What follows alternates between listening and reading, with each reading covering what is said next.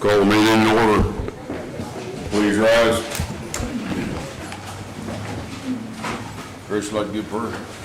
Yes, sir. Dear Lord, we thank you for your love and your mercy. We thank you for your blessings you provide to each and every one of us, Lord. Dear God, we pray that as we take on the issues at hand, that decisions will be made that will be pleasing to you and be beneficial to the entire county. In Jesus' name we pray. Amen. Amen. Pledge. I pledge allegiance to the flag of the United States of America and to the republic for which it stands, one nation, under God, indivisible, with liberty and justice for all.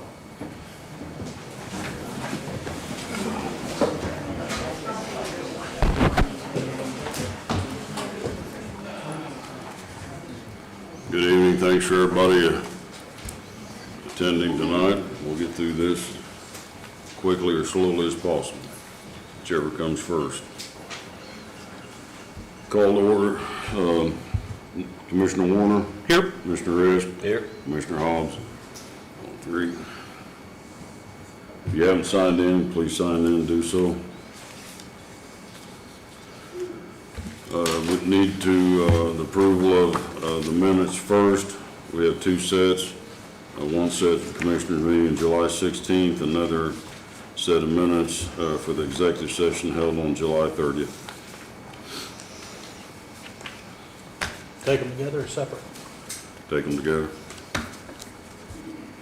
I move to approve the minutes from July the 16th, 2026 and from July the 30th, 2026. Second. All in favor? Aye. 3-0. Claims and payroll. Payroll is $342,867.46.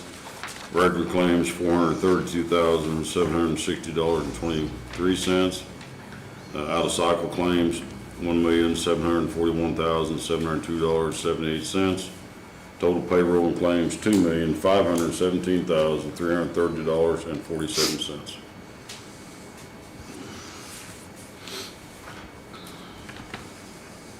Move to approve payroll and claims. Motion on the floor to approve payroll and claims. Second. All in favor? Aye. 3-0.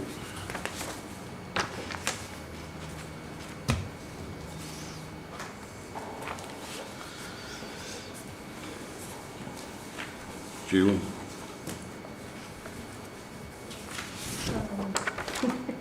You have updated copies that are printed out today for your monthly schedule of balances. Again, last week when I sent them out versus today, we've had payroll that's went into it, so we've reduced. We also got lit in today. That'll be in there tomorrow, so they'll all go right back up. Just know they're ever changing. Funds are looking good. Balances are looking good on all but 3 accounts for going into budget hearings. You guys are up August 26th. The council is starting with a regular meeting at 8 o'clock, and then they'll immediately go into budget hearings, and all of your departments and funds are approximately from 9 to noon. You have your blue copies in front of you, the bank statements, the Yep. treasurer stuff, and that's all I have tonight. Tonight. Sounds serious, something coming up, okay. Before we move forward, there seems to be a lot of prayer requests, and I don't want to exclude anybody, but I'm sure I'll miss some people, but the sheriff's office has been hit rather hard. Chief Deputy Miller's wife, Katie Miller, Lieutenant Wampler, new baby, still in ICU, I believe, is that correct? Deputy Charlie Hallam's wife, Robin, Officer Nathan Martin, who was shot about a month ago. Also remember our cleaning lady, Marilyn. She's not been here for quite some time. Marilyn's had some serious back surgery. She's got some issues going on. Also remember Auditor Office Lynette's husband had heart surgery. And also remember Stan Frank, who's battling some cancer treatment. So a little prayers to a lot of people. If I missed anybody, I apologize, but let's just pray for everybody. It's extremely important, so thank you.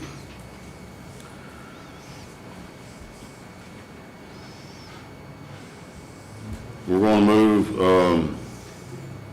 because there's gonna be some discussion tonight. The executive meeting review will come more towards the end of the meeting. We're gonna move on to some other stuff, so we clear some stuff out of the air. So, old business. Jim, human resource administrative assistant position, gentlemen, we've had these for quite some time. I'll leave it to you guys to talk about this if you'd like.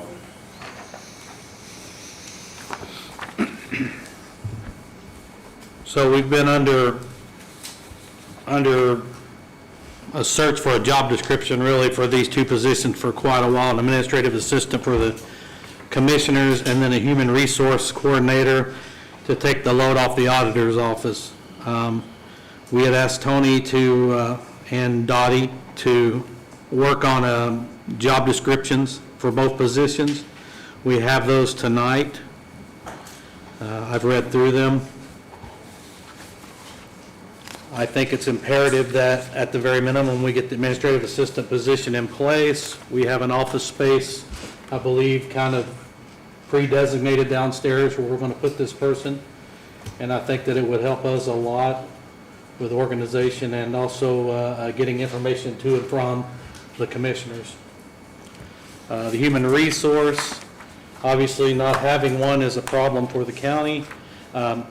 We've got someone doing it, but they actually work in the auditor's office.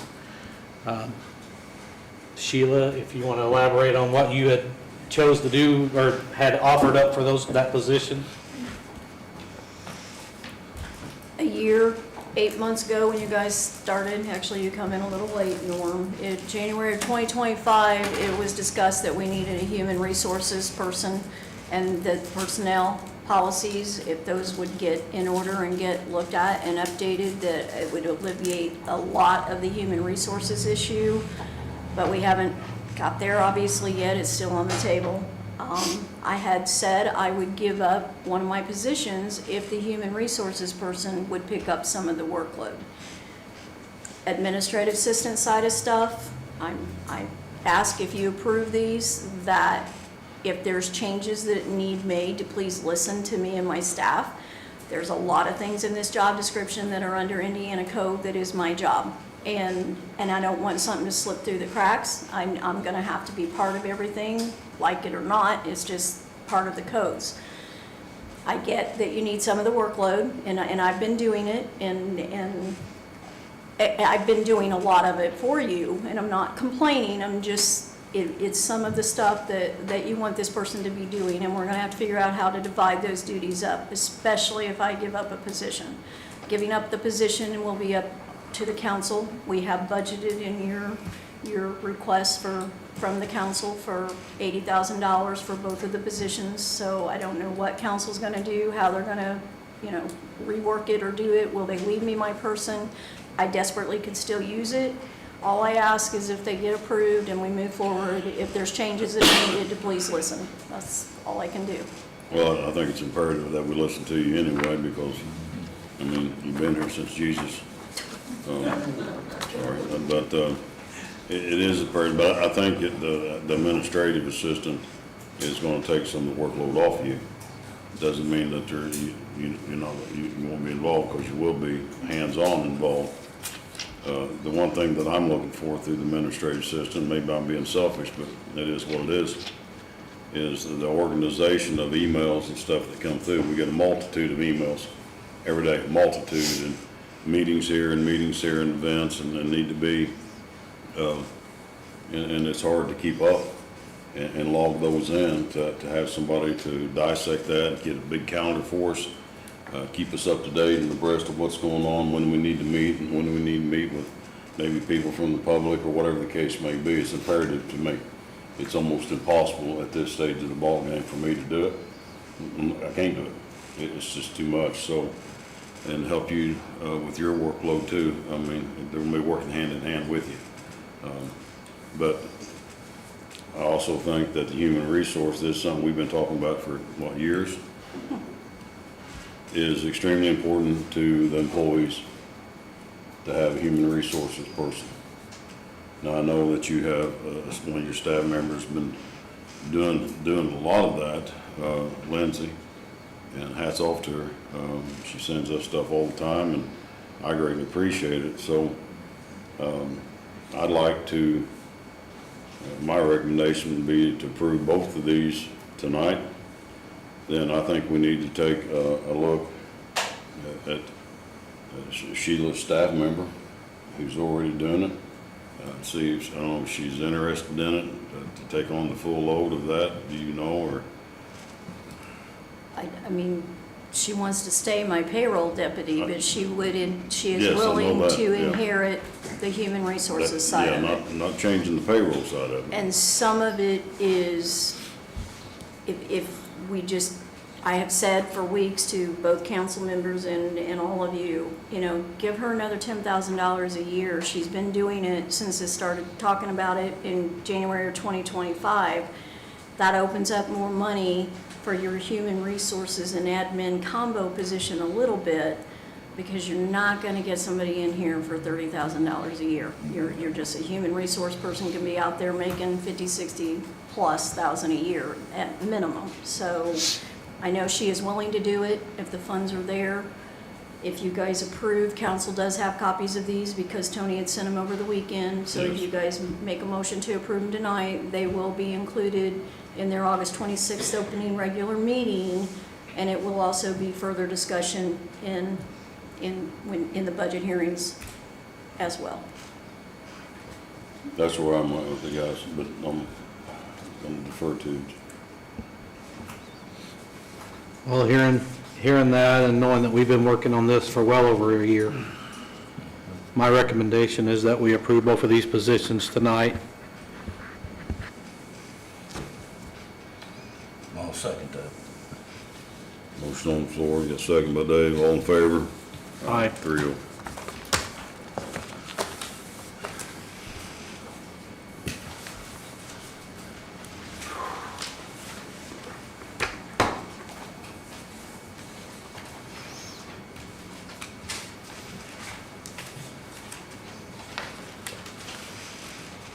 Mr. Reamer.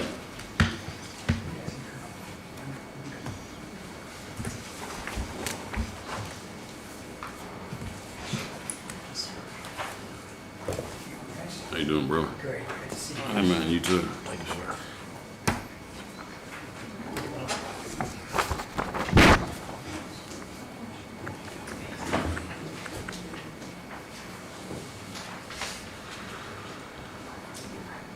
Oh, excuse me, sorry.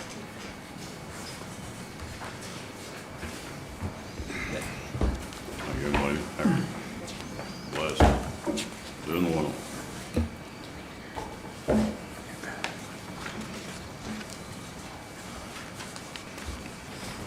All right, we had gotten together, I think, a month or two ago in anticipation of the renewal.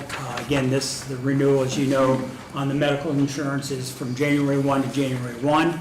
Usually, an insurance company won't give you a quote until about 90 days prior to the renewal. I understand from a budget standpoint why you wanted to take a look currently.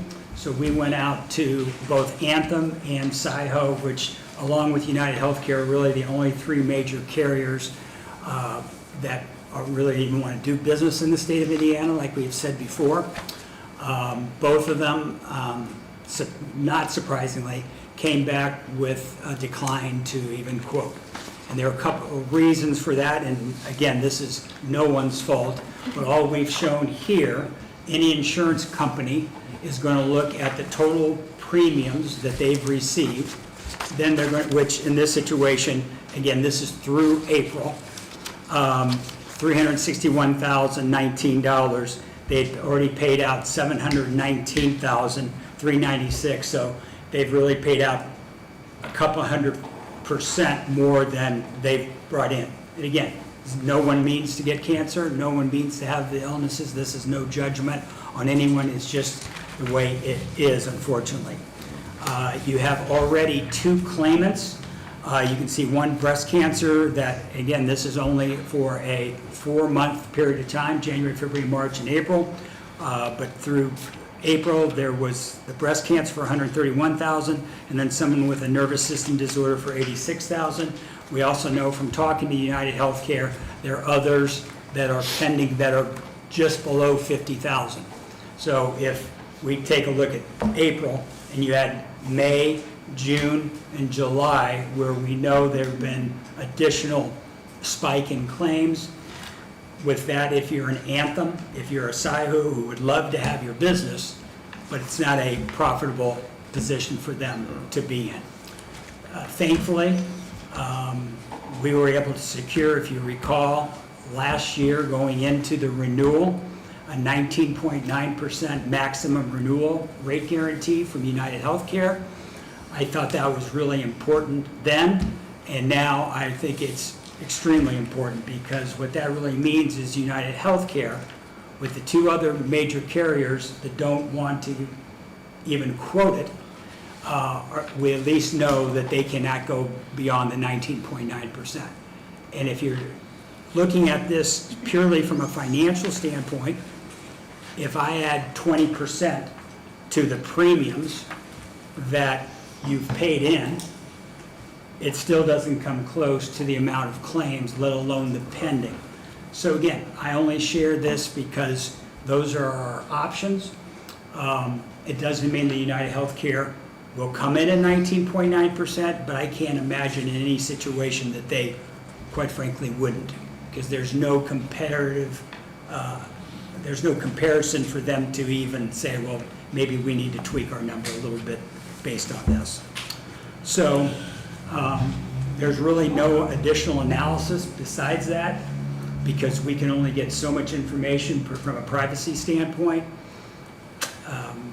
I think, correct me if I'm wrong, I think you budgeted 10% this year, even though there was a rate hold, with the idea of potentially budgeting again for next year 10%. The thing I would encourage you to look at is if, yes, we're good as we can be under these claim situations for 2027, the question is where are you going to be in 2028 if the claim situation continues to go like this. And so if you think it would be good discernment to add a little additional dollars to the budget beyond the 10%, again, the 10% I think you budgeted this year plus another 10%, I think that would be wise to potentially, when we go out into the marketplace, so next July, we'll be doing the same thing, going out to Anthem, going out to SIHO, hopefully with better claims information. But all of a sudden, you're in a situation, if you're not United Healthcare, that they're not bound by the 19.9% maximum rate renewal that we had negotiated on your behalf. So open for questions. Wish I had a magic wand. Unfortunately, that's the state of health insurance in the nation, and Indiana, unfortunately, because we're not a healthy state for many reasons, there's not much competition out there of carriers that even want to be in this marketplace. Questions at all? We budgeted, go ahead, Sharon. We had put 20%, we told everybody to put 20% in their budgets, and then, Okay. of course, the county pays for a big portion of stuff. So we've already added the 20% just for, that'll probably stay in there on the 26th, because we start out with insurance in the meeting, and so, I mean, if you think it's gonna be more than that, then we're gonna have to go back into the budgets, but whatever we decide we have to do by October 3rd. Yeah. So, No, I mean, it is a contractual guarantee. They cannot raise it beyond 19.9% for the 2027 Right. school year. I'll ask you an unfair question. Is there any forecast of what it might be a year out? I know that's asking you to read the tea leaves. I would love to be able to tell you, but It'd be nice, wouldn't it? Yeah, because we don't even get to see, quite honestly, besides this information, because again, even we're the broker, we don't get to see the specifics as far as who it is, a condition, et cetera. But I do know from talking to United Healthcare, beyond just these two, there are several claims that are not 50,000, but below 50. But just think about, you got a whole rest of the year to get beyond 50 that they're gonna look at. And insurance companies going forward are gonna, yes, they're gonna look at the total premium, yes, they're gonna look at the total claims, but they're also gonna look at the prognosis of any pending claims, because if there is a brand new, I'm just gonna give you an example, brand new cancer diagnosis in November, it might only be a few thousand, but they know going in to the new year, based on that type of diagnosis, what it could go to. So they just don't look at the claims to premium ratio. Sorry, I couldn't answer that. No, I didn't figure there was, Yeah. it's more of a rhetorical question, And- but it's And nice. medical inflation continues at an all-time high, and there's unfortunately not many strategies out there that make much sense. You're also getting into gene therapies that are projected to do some phenomenal things for patients, for employees, family members who have different types of cancer, et cetera. With that's going to come a significant cost that the research, technology, hospitals will try to be passing on. The cost of everything's going up, brother. I mean, It is. Everything, It is. skills, benefits, wages, Yeah. schooling and all that stuff, and it's kind of concerning, Yeah, it is. because I look at this and I see where Anthem and SiHo just, they just said no. So it leaves us, with the one that we have, and how long do they stay? I mean, looking at the claims, here we are half the year, and the claims continue to go up or whatever. I mean, no fault against anybody gets sick, Yeah. they can't help it, but, To that point, Sam, excuse me for interrupting, No. United Healthcare is literally the largest provider of health insurance in the country, even more so than Anthem. So I don't, in the 47 years I've been doing this, I have not seen an insurance company bail out an existing business. Now, they can give you a rate increase going into 2028, okay? And all we can do is go to the market and see what would an Anthem, what would a SiHo. But again, this year, Anthem and SiHo knew you couldn't, that they would have to have beaten a 20% rate increase, which seems high, but under these circumstances, the market would have typically been a lot higher than that. yeah. So potentially next year, at least we would have, besides United Healthcare coming in with their rate renewal, we would hope to have Anthem and SiHo give us some number, and then at least we can leverage the three carriers Right. that are out in the marketplace. The other thing I wanted to address, and we've had conversations with Lindsay on, is we had gotten some feedback, mostly third hand, that there were some issues with United Healthcare, okay? One of the things we talked to Brittany, who's our account manager, and according to Lindsay, there have only been a couple cases of specific situations that were an issue that we got involved with, at least that we knew about. One was an IU health plan problem, so the prior plan, and then one was a United Healthcare issue that Brittany helped resolve. So I just want to share, if you hear things, because I don't want you to feel like you're stuck with UHC, because United Healthcare, again, is the largest provider and the largest network in the country. So you pay really good dollars, your employees pay a little of the dollars, but for those dollars, which is significant regardless of the claims, you deserve very good treatment from the insurance company. So if you hear of anyone, please have them call our office so we can find out specifically. We don't want it to be hearsay, and then that starts compounding. Yeah, hearsay goes up. It does. It's everywhere, but Yeah. and with you saying that, for the employees, if you have concerns or got questions with the UHC, and you don't know what to ask or whatever, Lindsay, the auditor's office, does very well. Oh, yes, terrific. Reach out to her, send her an email, ask questions. Don't just think, well, we're getting ripped off or not, Yeah. they're not taking care of us. That doesn't solve the problem. So reach out to Lindsay in the auditor's office and you know, let us know what your concerns are. Yeah. And then Lindsay will in turn go to us, because it's Yeah. not Lindsay's responsibility to find out. It's our Right. responsibility to be an advocate for your employees, but we need to know those specifics. Indians have been very good about replying, giving us answers to questions, so if any employee, like I said, any employee's got any concerns or questions about the insurance, please reach out, and they'll get a hold of Ron and his team and answer your questions. So. Well, I mean, it is what it is, John. I mean, we've already budgeted for it. You know, it just is what it is. Can I also mention one quick thing, and I've brought this up before, but every once in a while, you'll hear comments, not from your group, but just in our industry, well, the broker gains when there's increases in premium. We don't get compensated on the amount of premium, we get compensated per employee. So it has nothing to do with the premium. Again, you should fire us if that would be the case, but I just want you to know that's a misnomer out in the medical world. That's good to know. I'm gonna Yeah. ease some people's minds a little bit. Yep. How long you been with us? Ron? Probably 25, 28 years. Yeah. Well, my hat's off to you.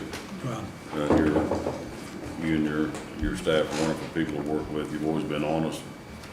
Sometimes you've had to tell us stuff we may not want to hear. But it is what it is.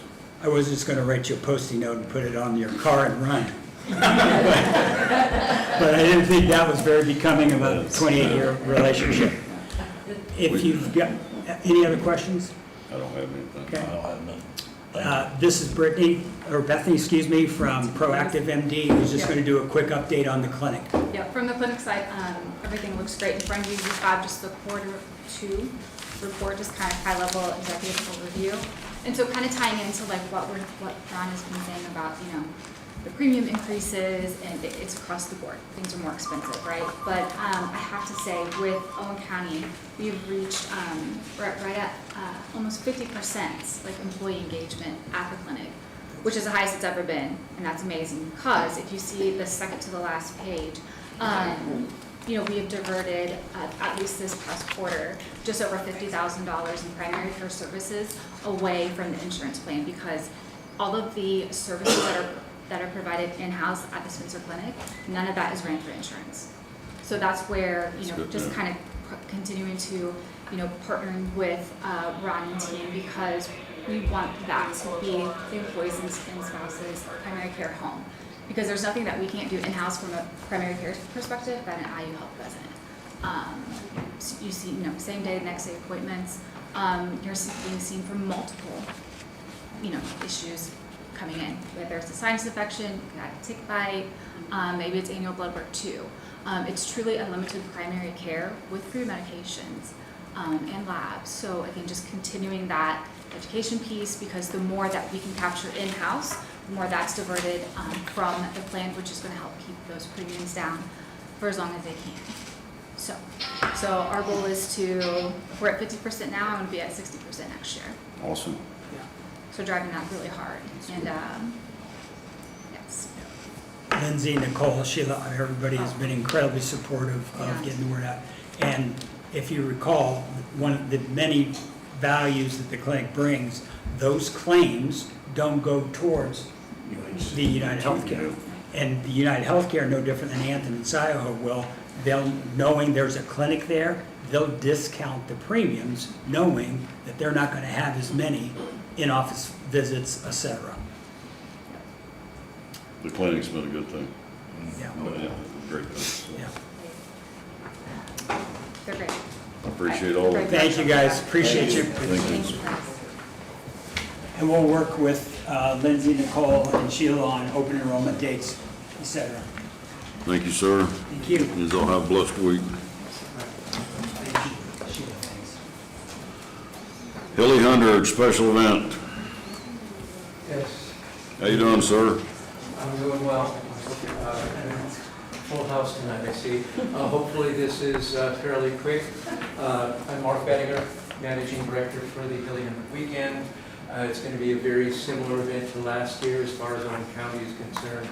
Going up, we're using hard scrapple. We're avoiding county line because I know that can be quite busy. So up by McCormick's Creek Elementary and then crossing over on I believe it's Carmel Road into Steinsville. So we have minimal impact on the Owen County roads. We have not contacted the sheriff's office yet. We will do that. But what has worked well for the last 2 years is to actually call dispatch that morning to confirm we'd like an officer out there for the highway crossing there. It seemed, let's just say that seems to work better to get that. We do have a certificate of insurance to cover Owen County, so that's covered.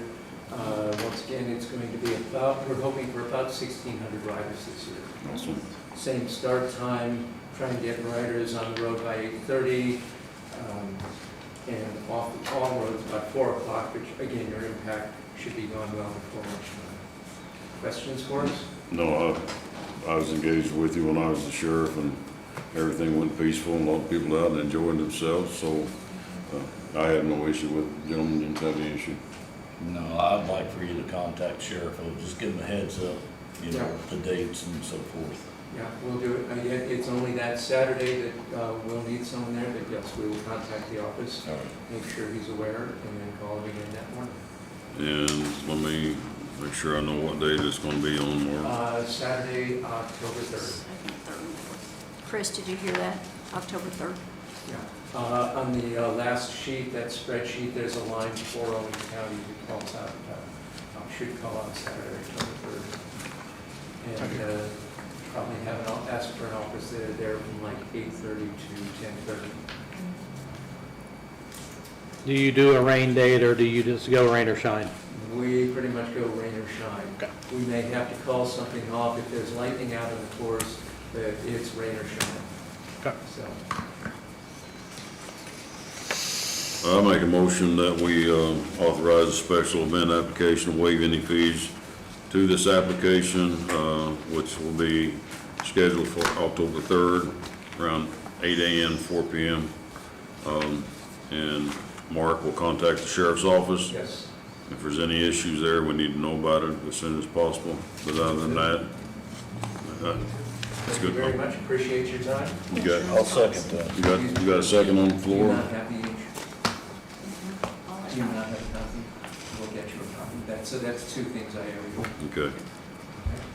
We got a motion on the floor, got a second by Dave. All in favor? Aye. 3-0. Thanks, Mark. Thank you very much.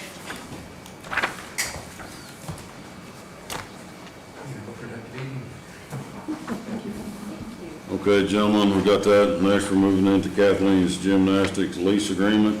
Is anybody here from Kathleen's? They may not be, if not, that's okay. Everybody knows who Kathleen's Gymnastics is, where they're located. They're located in the Armory, which is, I don't know, owned by the commissioner, so to speak. They've been there for many, many years. They are an absolute blessing to the community and the kids, and after-school programs and different things. I can't thank them enough for what they do for not just their kids, but for the parents too. It's much needed for the parents to have a place like that and what they teach them and stuff like that. But you have before you, it's a lease agreement that expires this year. Currently, they pay $2,600 a month for the lease. I've read through the lease multiple times. I've been down there several times. I do have a couple comments that I want to put into it. It's just me personally. You just can decide what you want to do. I would like to extend the lease for another 5 years. No increase in the lease rate at all. I I think it's pretty high as far as I'm concerned, but that's just me. Then, being that the commissioners own the building and are responsible for the building, I would like to see the money that's generated from the lease, after we, pay our bills and stuff, anything that's left over, I'd like to see that put back into the armory. And the reason I say that, if you go down there and look, we got some windows down there that need to be replaced. The heating and cooling, we pay utilities, stuff like that. I think we have some avenue to where we can make that even a better facility. And that's just me personally. I think we ought to invest back into it. There's some plumbing issues and stuff I think we could correct and make it better for them. I know everybody says, well, they're the renters, they fix it, but they're paying $2,600 a month. And Sheila will attest to this, it's more than pays for the utilities and bills and stuff like that. So we have quite a bit of money left over in that fund. You have $217,000 on the screen. $217,000 in that fund. Historically, what has that been used for, anything? It hasn't, since I've been here, it's not been used for anything. So since 2021, it's just accumulated. So it just sits there in that account? It's in the future building fund, so you can use it on any of your buildings, but you have, again, $2,600 a month going toward little repairs here and there goes a long way, so. That's me, we can keep it, that don't even have to be in a motion if you don't want it to be, but I will, my thoughts is to extend it another 5 years and leave the rate at the same, not change the rate. It's more than enough as far as I'm concerned, but you guys, please include your thoughts on this, so I don't have to be the bully of the bunch, so to speak. I'll second that motion. To extend it 5 years for the $2,600 per month. One question though. Yes. Why does it say $2,650 down here on year 5 optional? Is that just because we're thinking if we wanted to raise it? Yes, that's what the last commissioners agreed to. If we got to extend it, it was going to be raised to $2,650. I don't feel that's right. That's just me personally. Have we done anything to the building that would make it worth another $50, I guess is the question, per month? We haven't. Doesn't sound right. I'm good with leaving it at $2,600 for the 5 year. So I'll second that. He's second. Got a motion on the floor, all in favor? Aye. Then, gentlemen, take into some consideration, think about this, that, take your time, go down and look at the armory if you enjoy. Look at the windows, we've got some broken ones down there, especially down there where the kids are playing. Yeah. On the gymnasium floor and stuff like that, and some bathroom issues, so you get a chance, go down there, take a look around. Like I said, there's $200-some thousand in that account, and we ain't spent a dime on it.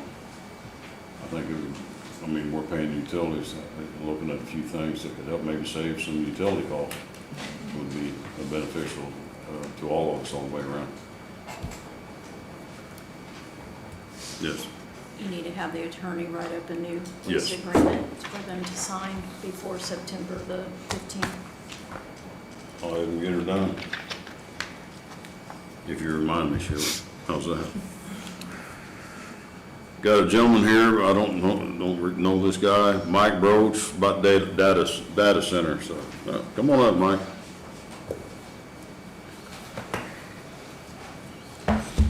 How you doing, sir? Good evening. I'm doing good. How are you? Yeah, we're blessed. Doing well. Stop here for you guys. Thank you, sir. Boy, that's heavy. Yeah. There's some. I have one for Sheila here as well. Give it to her. Okay. Let me make sure I didn't. You put my glasses back on, I probably see what I'm doing. I'm going to read to you. No. There's nothing to do with that.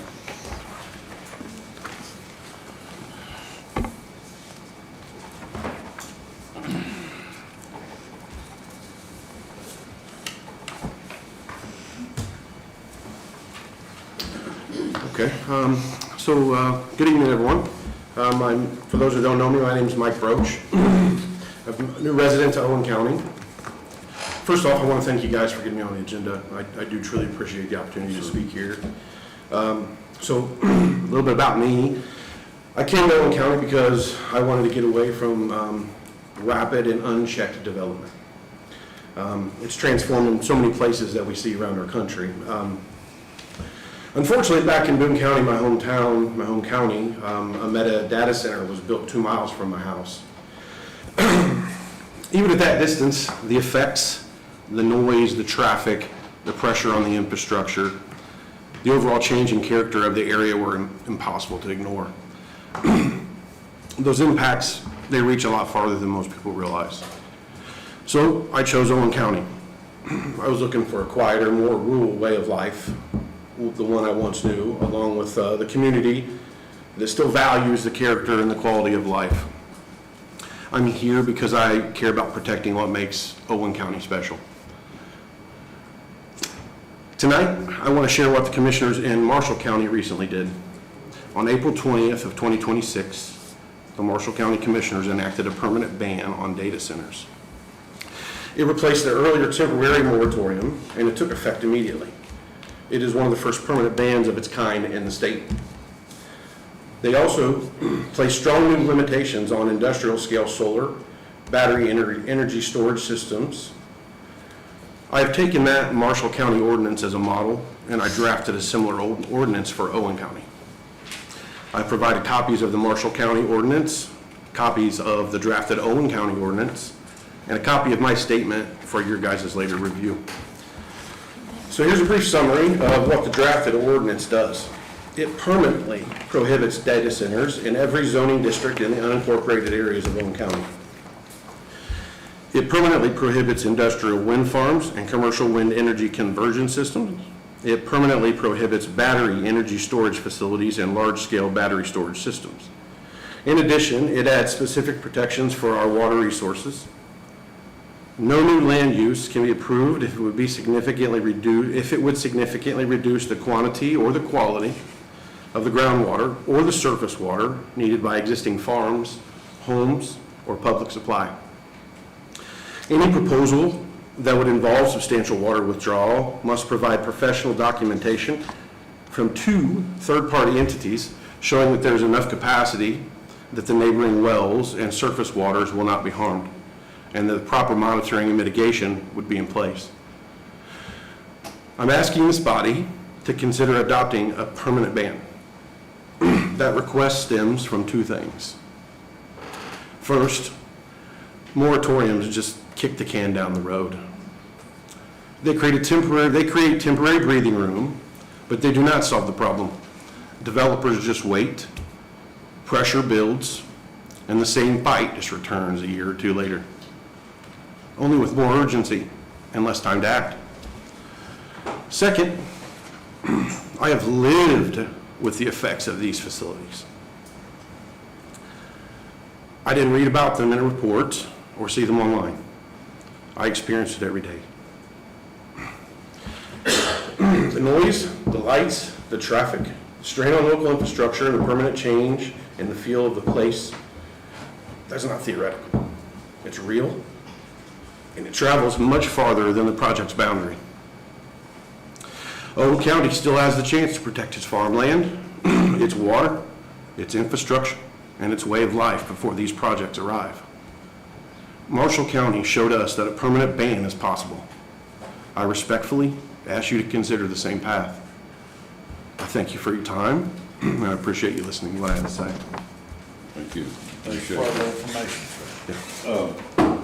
Any questions? Yeah, hang on a second, Michael. I've not really been inundated with a lot of data center stuff. I have people talk to me about things, different things, so on and so forth, the good and the bad. Next Tuesday, I'm going to a conference, Farm Bureau Insurance Convention Center is having a conference next Wednesday at 8 o'clock from 8 to noon. It's supposed to bring all kinds of information and stuff like that. Data centers, to me, I don't I hear from both sides. You know, don't do this, and don't do this, and don't do that. But I respect what you said about moving to Owen County to find some peace and quiet. I used to live in the country, and I pray that I get to move back to the country. I live in town right now, and just the traffic, the daily traffic. I did meet with some people, and they told me not to mention names, and I told them I wouldn't. They said the noise from the data center was just deafening from the big fans. Motors, I guess what it was in it. So when I went and looked, you could hear it from a long way away. So I respect people's privacy, you know, in Owen County, we're a small county and stuff like that, and keeping it quiet, and I do understand that. I do understand development to some extent. More people live here, come here to help create a better tax base and so on and so forth. But I've got some concerns about data centers, and As you should.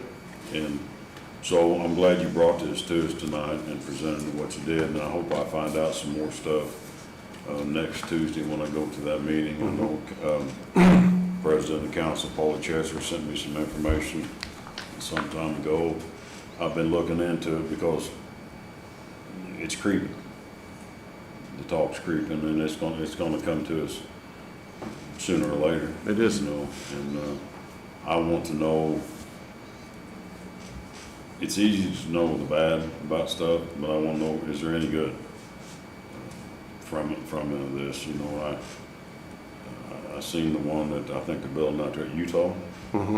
Have mercy. Yep.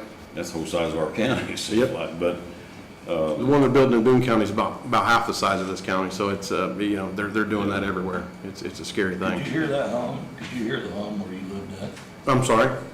Where you lived at, could you hear the hum? So they had not, it's not complete yet, so they had not, it's not an operational data center. But they, you know, just the construction, just the construction site destroyed the entire community. I mean, it's, the roads are gone. The community, the people that are there, aren't people from the community, they're construction workers. They're bringing in, you know, workers from all over the place, which is part of the gig, right? But it's run, all of the people that live in the town, they don't have anywhere to live because all of the rentals are gone. You know, it's raising the cost of you know, living there. The people that are from there are being run out. And so that's essentially what happens. You know, maybe when those guys are gone, there'll be rentals available, but currently there's not. So, I mean, that's a major problem that they're facing as well up there. So. well, I'm sure through the course of the next several months, I had somebody ask me that, you know, how soon are the commissioners gonna vote on the data center? You know, I just laughed, you know, I said, I don't have a thimble full of information yet Sure. to even make a decision. Well, and I do understand that, and, you know, I can respect the fact that you need to gather information, but I lived the study. I lived the study, and it's a very destructive thing. And there may be some good to it, but I didn't see it. Right. So, Okay. you know, any other questions from anybody else, or? I'm gonna go up next Tuesday and go to that conference and see what it's about, and I'm, you know, gonna Okay. continue to gain, and I'm sure these guys will too, and it'll come to light one of these days, you know, Okay. for sure, but, Well, if you're going Tuesday, then I'll be in touch Wednesday. call me. Yeah, and we'll see where your head's at. You got a pen and paper? I do. Write my phone number down. What is it? 812-821-3828. My name's Sam. I'll bring back everything they give me. I'm sorry? I'll bring back everything they give me Tuesday. Okay. And I'm gonna, you know, pass it out to everybody, to the commissioners, let them look at it too.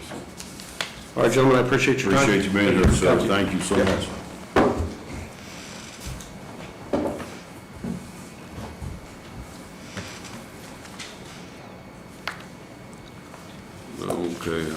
paperwork somewhere. Sheila don't know what I did with it. The veterans, riders, paperwork, I had.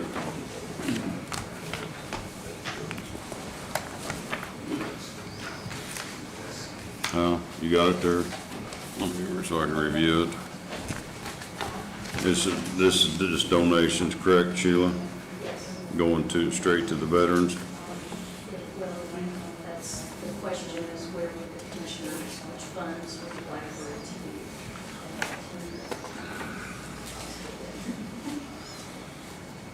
be? We received a couple donations to the Owen County Veterans Association from plumber, steam pipe fitters, local 157, $300.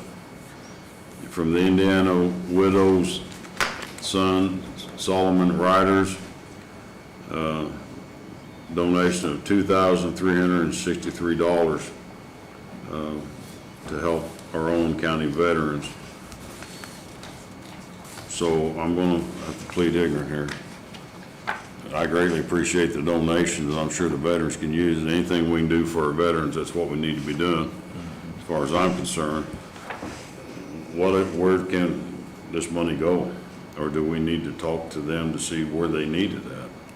The plumbers and steam fitters, the $300 to the honor guard would be. Honor guard? Them. These are places that they've been deposited in the past. And then the one firm, the widows, $2,363, either the community foundation or a fund to work with them, or you can put it in the memorial wall. You can also go in supply line items in your normal veterans fund or your guys' flag line items when we have stuff out here. So they can vary, but I think giving to the honor guard that is constantly on duty is definitely a good place. Your wall is always in need of repair and adding to it. It needs adding cleaned. paint, and the blocks cost quite a bit these days. What used to be $100, I believe, is up to $180 a block now. Do we have to make those decisions tonight? Or do we need to, We'll just need a motion to accept it first. or do we just make a motion to, Deposited, so, I yes. know, make a motion to accept the checks? But do we need to talk to the veterans? I mean, talk to the veterans, or it's just up to us to where it goes to? It's up to the commissioners where they would like for it to be deposited. We can deposit them in general and then move them and transfer if we need to. I think I'd like to see it go to the wall out there. That's my opinion. Please, So I'll make a motion that we accept both of these donations to the veterans. I'll second that. all in favor? Aye. 3-0. All right. So, there you go, Dave, now you make the Yeah, motion you- where you want it deposited. Just tell them where you want to put it. But I was just throwing that out there thinking that. No, well, I mean, you got veteran families out there that can't afford that $180. And we gotta take care of it, keep it clean and everything else, so, And it needs a good cleaning. yeah. I'll make a motion. Do you want to, you putting a big check on the wall on this and on the honor guard? Yes, I'll take the $2,363.00. Put that towards the wall Okay, out there. yes. That's my motion. What about the three? What about 300? The 300 will go to the honor guard. That's my motion, gentlemen. I'll second that. All in favor? Aye. Real. Goes for a good cause. There you go, Sheila, I wrote all over your paperwork, how's that? Okay.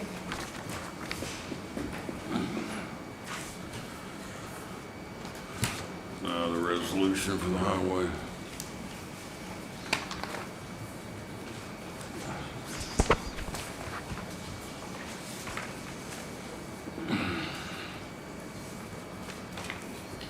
Do I need to read this whole thing? What's the last two digits on this one? 008. You have it there in front of you guys. It's a resolution to designate property as surplus.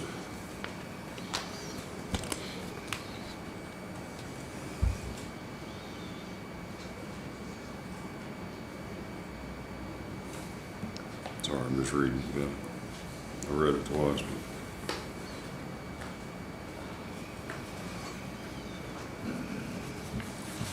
but.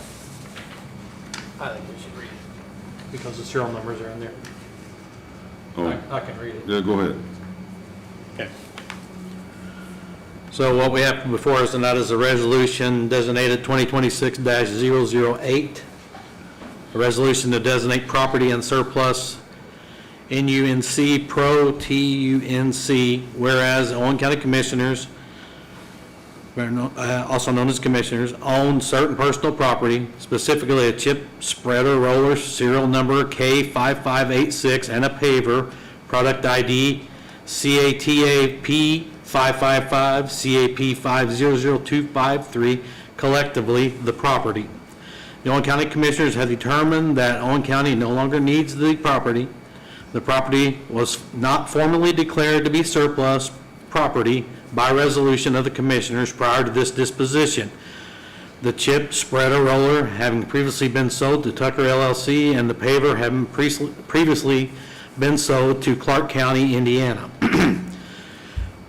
Indiana Code 5-22-22 governs the disposal of surplus personal property by the county, and the Commissioners wish to formally retroactively confirm that the property was surplus property no longer needed by the county. Indiana Code 36-1-1 or -4-16 provides that the Commissioners may ratify any action taken by the county or its officers or employees if that action could have been approved in advance, and the declaration of the property as surplus property is an action that could have been and hereby is approved by the Commissioners in advance of and effect of the date such declaration should properly have been made. The Commissioners find that pursuant to Indiana Code 36-1-4-16, a NUNC Pro TUNC designation of the property as surplus property is appropriate and is the best interest of the county. Therefore, it be resolved that the Commissioners declare that the property identified above was surplus property of Owen County. Be it further resolved that the designation of the property as surplus property shall be effective NUNC Pro TUNC.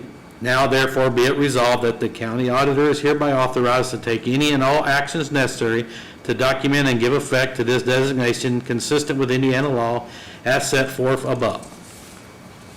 Adopted by the Owen County Commissioners this day, 6th day of August, 2026. Basically, if I'm correct, please correct me if I'm wrong, we should have done this before getting rid of the property. We should have surplused it, correct, first, Correct. but we didn't. The IC code gives us, we can go back and get it done, and that's what we're doing tonight. Is that correct, Sheila? Yes. And also, we contacted the state about this issue, and this is the code that they cited, and this is also the path that they told us to take. Okay, so it is our fault as a Board of Commissioners for not doing this prior to getting rid of the equipment we didn't need. But nevertheless, this resolution confirms, if we adopt it tonight, that we can move forward, even though we've already gotten rid of the equipment. So I move that we adopt Resolution 2026-008. I'll second. All in favor? Aye. 3-0.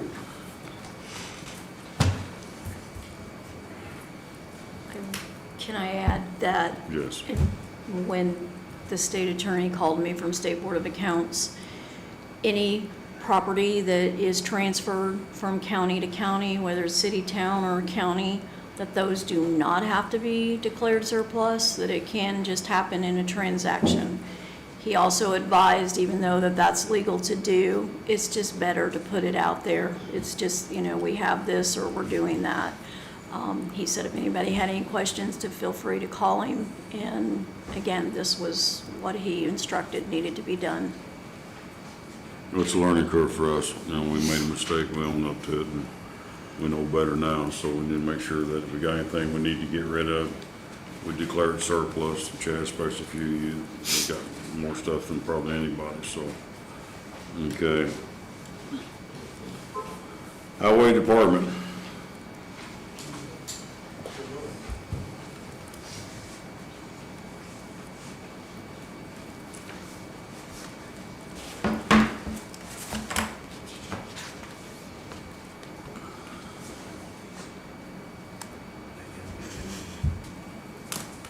Those are the bids for the culvert replacement for Sherfield Road and Macville Road. Okay. Normally, the attorney is doing this. He's not here, so. Again, it says Owen County mulch on the post-it note that is on there, and again, one's for Sherfield Road, and the other one is Macville Road. I assume you talked with both of them directly, or give them Yes, I've talked to both information? Okay. Jason and Curtis. And I wanna make something where she's getting ready to open the other ones up and stuff like that, to make it clear to the public, and I'll mention it again, I probably didn't speak loud enough at the last meeting. If any local contractors are interested in doing any county work, please reach out to Chad Walker at the Highway Department. Give him your email address and so on and so forth, your certificate of insurance and all that stuff, but we want to make it clear that, you know, any local contractors that are interested in doing type of work, reach out to Chad Walker. Did anybody else respond? Are those the only two you got? Those are the only two that I received back. But you did send it out to other people, is that Yes. correct, sir? Yes. Okay. The first one is from Jason Bolt, and for the Sherfield Road, for the items listed and what they're doing with the culvert pipes and the blacktop as needed. That total is $4,140.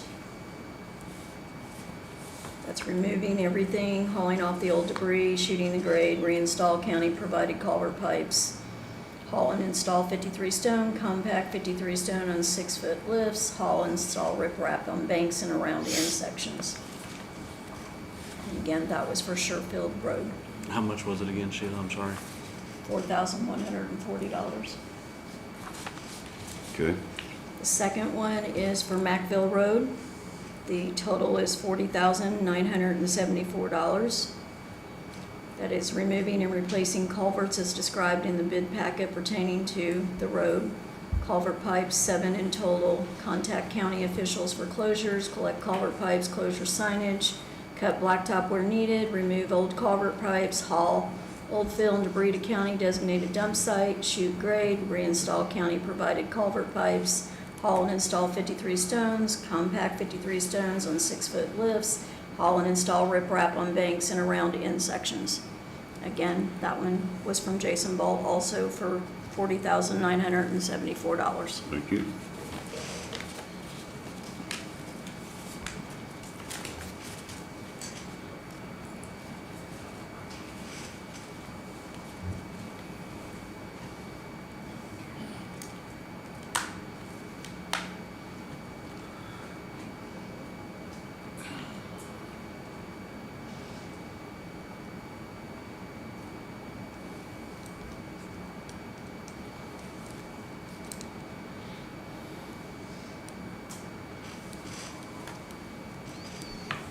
So they both started off saying replace culverts as described in bid packet. So do you have a copy of the bid packet that you sent out, or was it? I don't have it just with come- me. Okay, just. But you guess. do have a. Yeah, I have copies at the shop.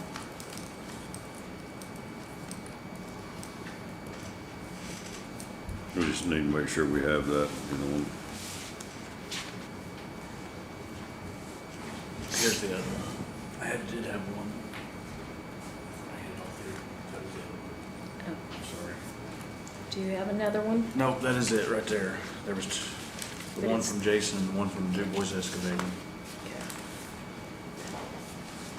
So I'm opening the one for Du Bois Excavating.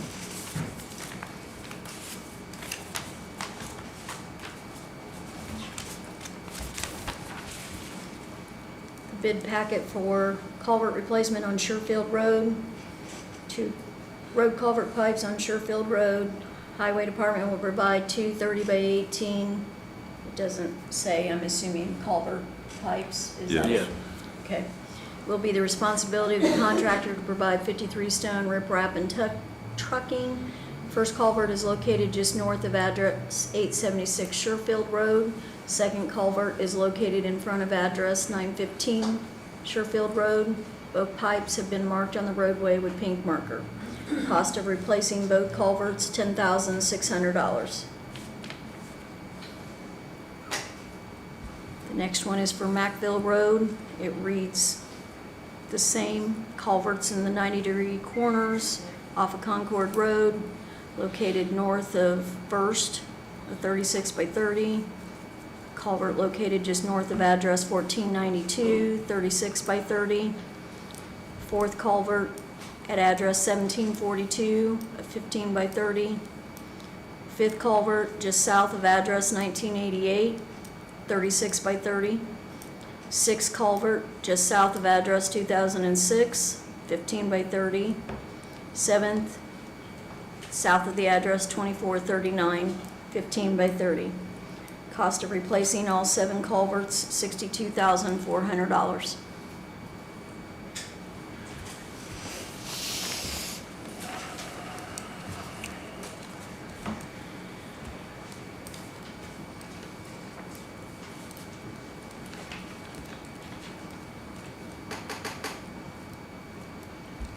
You have any comments on it, sir?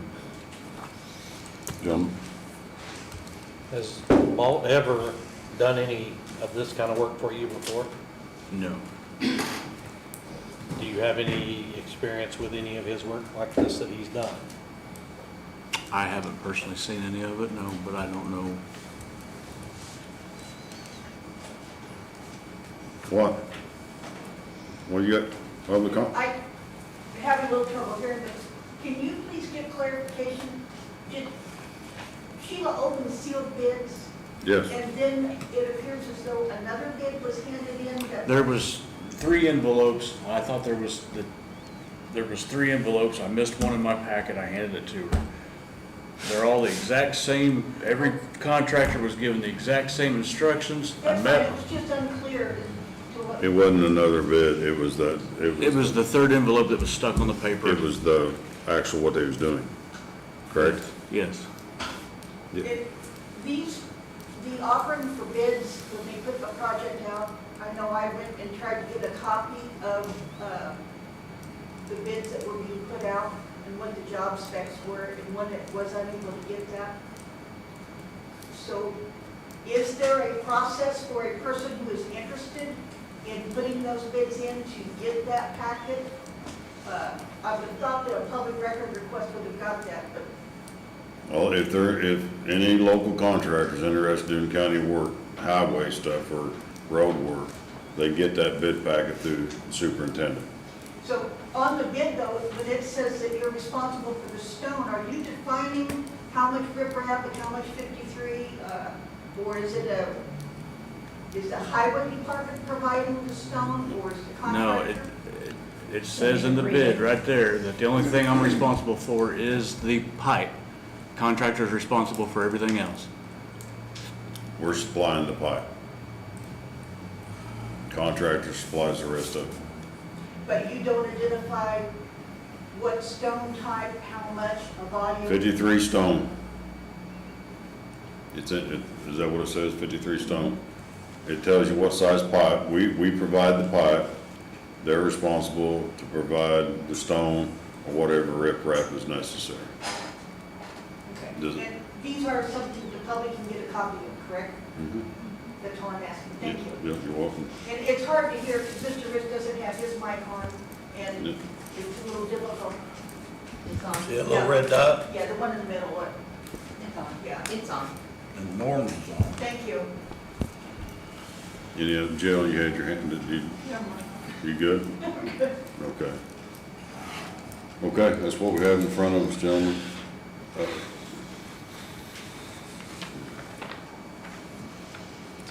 Pretty big difference. pretty big difference on the last ones, and the last ones come in as well, too. I mean, there was only 2 that came in last time, and there was a significant difference. Right. And I don't know, just they don't, And each contractor gets the same information. I've met with both of them. I'm assuming they've been out to the site. Yeah, both of them. they've been to the sites. yeah, too. I do have a question. So when you guys are talking about these bids, Chad, like in general, when you get the final, when you take the lowest bid, which is the technology, but when the bill comes in, does it usually match what the bid was, or does it go over or under? No, it's exactly what the bid is. Okay, right, that's great. That's what I want. Good. Well, and here's my thoughts on it. Of course, we talked about the roads and we talked about to the public. That we can't pave or chip and seal till we get culverts and ditches put in. We made that comment numerous times, and I'm not an excavator, and I don't know. It's cost a lot of money. But in order for us to get Sherfield Road and Macville paved, we gotta get the ditches and culverts put in. Is that correct, sir? Yeah. Most of the ditches on those roads are there. Yeah, It's just getting the pipes replaced and maybe a little bit to get, when the new pipe goes into the ditch. Like Macville Road, a lot of it is it a just sheer runs. drop off in a lot of places. Yeah, I've run both the roads, I don't know how many times, to kind of get my feel on things, and went out and looked where the culverts was going to be too, so. Gentlemen, we can beat a dead horse all you want to beat as far as I'm concerned, but, if we don't get the culverts put in and get the water away from the roads, you know what I'm saying, and help that, we can't pave. We're not gonna lay down asphalt at however much it costs a ton until we get these culverts and stuff put in. That's my thought, guys.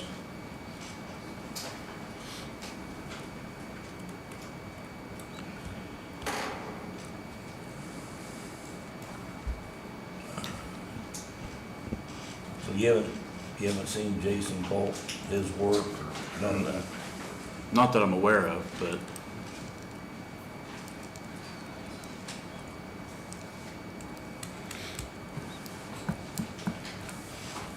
My concern is there's enough difference here that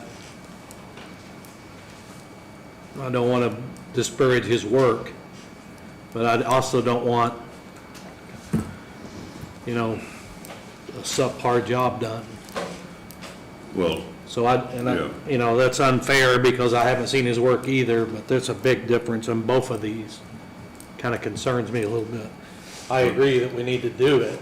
speaking with both contractors, they both, just like his bid, he's talking about compaction and everything. I mean, and then speaking with him, he knows what he's doing, Okay. or he wouldn't be able to, Right. it wouldn't be and he wouldn't be able to put in there the compaction and everything that he had in his bid. Yeah, I agree, because when we went back and talked about the Hyden Road bids that come in, there was a big difference. There was a there. huge difference I know. in there Huge for the difference. exact same amount of work. Exact same amount of work, had the same thing as these two here, so, I'm gonna go ahead and, I'm sure Chad will be on top of them when they're doing the work, You know, it's and watch and see if there's things that need to change. or $30,000 we need to can do put on this, do another that. road.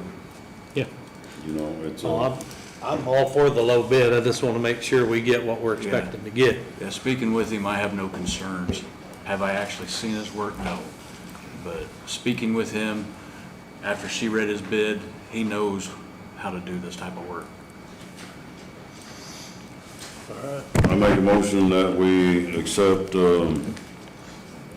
Jason Bolt, $4,140 for the Sherfield Road project, and Jason Bolt for $40,974 for the Macville Road project. I'll second. Got a motion on the floor, second by Dave. All in favor? Aye. 3-0. So with that being said, Chad, and, I know you'll go out and check and look and make, I know you will. Have you, Are you gonna be sending out more roads Yes. bid soon? Yes, I've got, so we've got, for the asphalt side of it, I have bids out right now to E&B, Milestone, and Tucker Paving for, I can tell you exactly right now. Mackville Road in its entirety, Sherfield Road from Eagle Crest Lane to the newer asphalt, which is marked for them. I mean, I've spoken to all contractors about it. But there's a section in the center there that is gravel, and then there's a section there that's kind of a really bad chip and seal, and then the closer you get to 43, there's good asphalt that doesn't need to be replaced. So we're just doing that center section. I also got them out to Howard Road, which is 0.3 miles. Yes. And then the other one is Hayden Road for that section that that was approved by the past Board of Commissioners that we're just now getting done. DuBois's work on that section of Hayden is done. The ditching culvert pipe replacement is completed. It's So done. I'm just waiting on Lisa Sums to come back. And I know these bids are all real close together in the same area, but these roads will be ready for asphalt once this pipes and stuff are in, and they're all within close proximity. Close proximity of our projects is gonna save us a ton of money when it comes to contractors, because mobilization and demobilization of the equipment is a lot of money.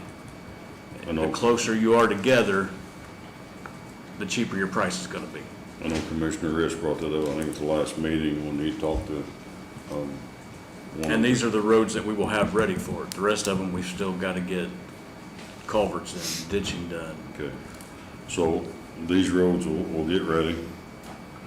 Then you're gonna be sending out to local contractors more culverts and stuff that need to be replaced. And what I'm doing to make this cheaper for us is, like, that group of stuff is pretty much your district. We'll move to I got to Norms tell or- everybody that, don't get. We'll move to Norm or Days because I want everything to be closer together so we get more Yes. bang for our buck. Absolutely.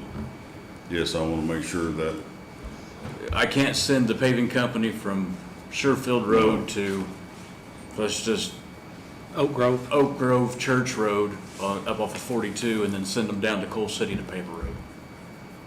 I understand, and I would like, I know we're meeting again on the 20th. We're talking about our CCMG, you know, I'd like to have those lists finalized Yes, I would too. on the 20th. That's 2 more weeks, guys. We can get it turned in early. I know Benita, she's still here, has been working with NDOT, matching up the road names, numbers, mileage, so we don't miss out on anything. Let's have that done by the 20th, guys. We'll give him a list. We know that the list we're going to give you is going to be heavy. And we'll see what we get from the state for CCMG. Well, what we gotta do is we're asking for, in that grant, it's 1.5 million. Yes, So I've gotta take a huge amount of roads, get the estimates on them, and then we gotta sit down and break it down to fit into that 1.5, yes. because we can't go over it. Can't go over that. But for the public, on budget hearings, we did this last year, and the state cut our budget $600,000. And the council had to shore that back up. And we had asked for an additional $4 million for roads last year, but our funding, 1176, 1173, and Sheila, please correct me if I'm wrong, wasn't adequate for the state to recommend any favors to us, so we got our budget cut. We went into June 30th, and those two funds with a little over $2 million. Is that correct, Sheila? So we're still asking for the $4 million in our budget, and that money, if we get any of that approved by the state, is strictly for the roads, nothing else. It's not for buying equipment, pay raises, insurance, nothing. If the state says, hey, you know, you've had a good cash balance at the end of June, you're doing good, a lot better than we was last year, we know that. Hopefully the state will look at that and give us some extra money, but any money we get extra from the state is strictly for the roads, nothing else. Because our goal is to get these roads fixed and get them up in shape like we're gonna do these, get them paved or chip and sealed, whatever we're gonna do. So the county taxpayers can have something to say, hey, you know, at least they're spending their money wisely. Actually, you have over 3 million in the two funds. We got over 3 million in two funds, thank you for that. So, due diligence, appreciate Chad and Benita and the commissioners. But now it's time to go to work. And, we're gonna get the culverts put in and get some paving done, or chip and seal, whatever the case may be, but have your roads ready by the next meeting, guys. And, I do agree we need to work them roads close together when we gonna pave. And I know this is going to probably upset somebody. I'm pretty good at that. If we get $1.5 million, which, you know, have that money, that'd be great. But if there's 3 roads in a district, I'm just gonna leave my name out of my district, because we're getting some of this stuff done now. Surefield Road and Macville Road and Howard Road, some of this stuff is in my district, but it's not under CCMG guidelines. We're getting this paved and getting these done because we have some excess money, which is a good thing. But when it comes to our CCMG money, I'm just gonna lay it out there, guys. If we get $1.5 million and you got 3 roads close together, or you got 3 roads close together, if we can make something out of that by not just going here, here, here, and here, and costing us $100,000. I'm all for that. Public comment will be, what now, Pam? What do you need? It's regarding the subject that you're discussing. Clark Road was originally submitted under the CCMG, and you did not get enough funds. Clark Road was not done. The council shored up the loss of $600,000 to make you have enough funds that CCMG pulled out. So Clark Road was already approved. It's already had an estimate given. And although it's been mentioned here, like you want to get it back on the list, I'm confused as to why now it's been removed from those roads that are getting immediate care and pavement done, because it's already been voted on, it's already been approved, it's submitted, and for the shortfall, council gave you $600,000 specifically to make the CCMG amount whole. Clark, From the minutes that's not what First of all, that is not correct. Okay. We did not get no CCMG money at first from the state. The state sent us a letter stating we will not be receiving any CCMG Correct. money at all. The shortfall, and please jump in because I'm not the sharpest tool in the shed. The shortfall of $600,000 had nothing to do with the CCMG money. The shortfall in the budget, the overall budget. Okay, so what is on the minutes is when you got additional monies given from CCMG, and you said that they paid for part of it, not all of it. From the minutes that I've reviewed, going to council, it's $600,000 was for the shortfall regarding CCMG. That's what I reviewed on the minutes. If I'm incorrect, then you give the clarity to what's going on, and I'll follow up with that. But thank you for clarifying that. Yeah, I will, and I'll follow up on too because I've been wrong twice today already. So, but thank you. That does answer my question. Okay, thanks, Pam, appreciate that. Update on prepping the CCMG roads that we have left for this year. We should be finished up with Freedom Arnie Monday or Tuesday. Awesome. We're finishing touches right now. Then we're moving to Mitten Road. Between that, though, I have 2 pipes that went out over the weekend that we have to replace. We've got one on Hancock School Road, had a suck hole. We've also had one on Rattlesnake, up by the golf course that we've got to replace. So we'll be doing those 2 and then moving over to Mitten Road. Mitten Road, we have some pipes that are in there that are extremely deep. It's not going to be a daytime shutdown. It'll probably be an overnight. It'll probably take 2 days apiece on those pipes. When are you gonna start that? We should be starting on that probably not next week, but the following week. Okay. Then is the paving company gonna plan on doing Freedom Army, then going to Minton? They probably will not. That was another thing. I got an email from E&B with the shutdown of 231 starting Monday. When they bid out this job for Freedom Army, that was the transportation coming straight down from 46 down 231 to Freedom Army Road.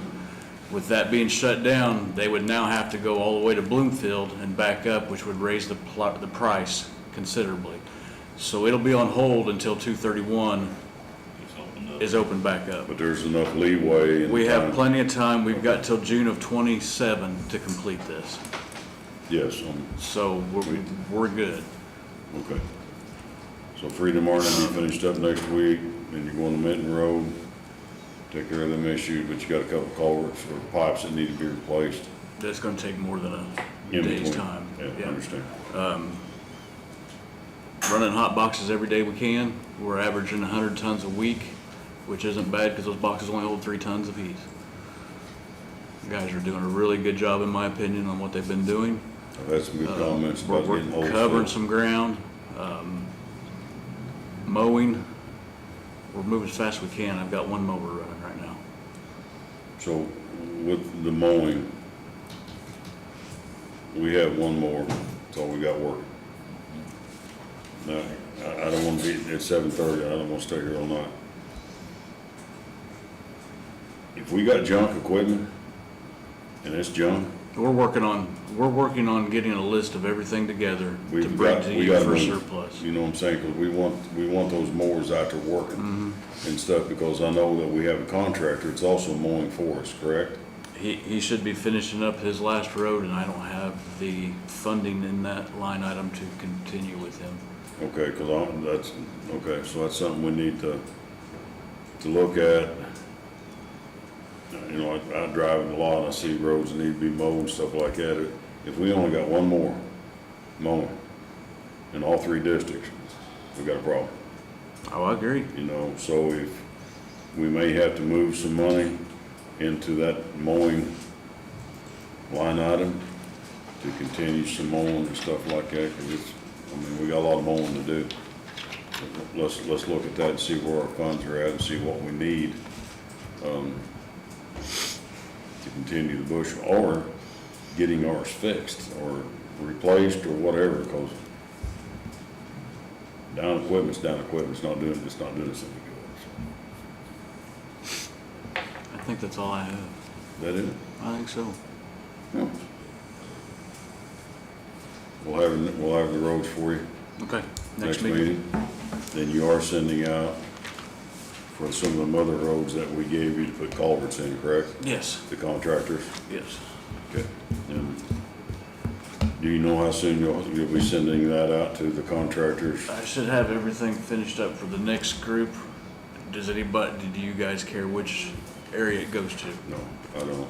Okay. We've done Because some. like I said, I'm trying to group them, so when we do the asphalt, when that's done, they're all right there together, Right. instead of splitting them I and think that's sending them. smart. I think that's a smart way to work, is a close circle, so whatever you It come just up saves us a with, lot of money when it comes to the asphalt side of it. whatever you come up with, send out, and will that be sent out sometime soon, you think? This next week. Next week? Yep. Good, then maybe we'll get something back before. And if any other contractors are out there that are watching or hearing this, I can't send stuff to you if I don't have your information. That's correct.